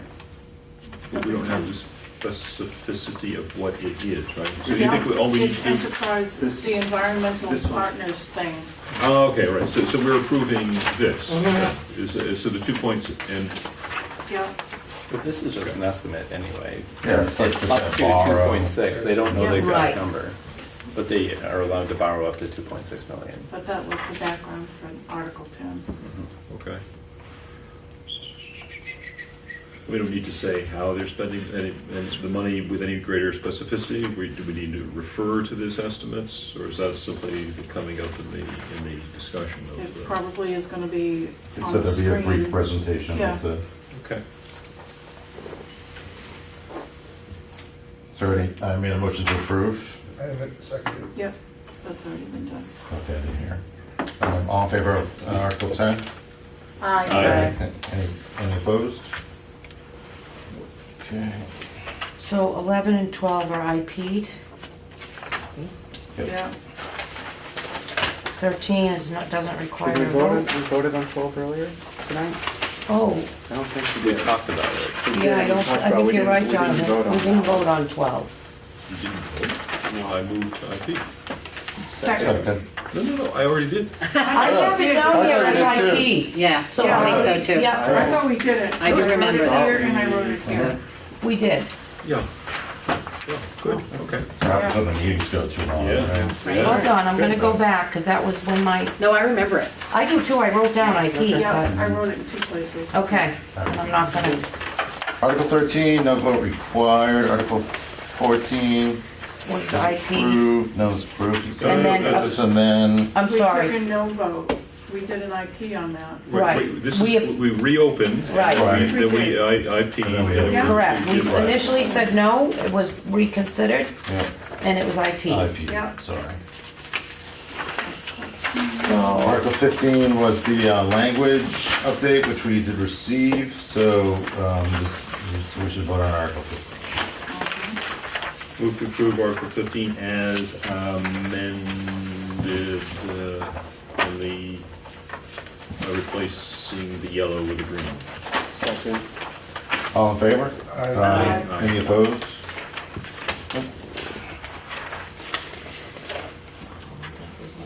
Just me. And we did IP 14 as well? Yeah. yes, that was the town clerk, when we reconsidered that. Right. So The IP 16, at the town clerk's recommendation. Right. New Right. information. 16, 17, 18, 19. So Article 20, I think, is the next one up, and I think those are those the revolving funds? Yeah. So that's the next article we need to vote. Move to approve Article 20 as written. Second. All in favor? Aye. Any opposed? Okay, Article 20 is approved.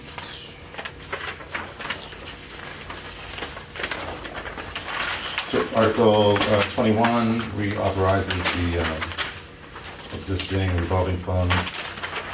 Jack spoke to that a little bit about how it sounds like they're Yeah. going to be continuing to Move do to some work on approve. that. Second. All in favor of Article 21? Any opposed? No, Article 21 passes.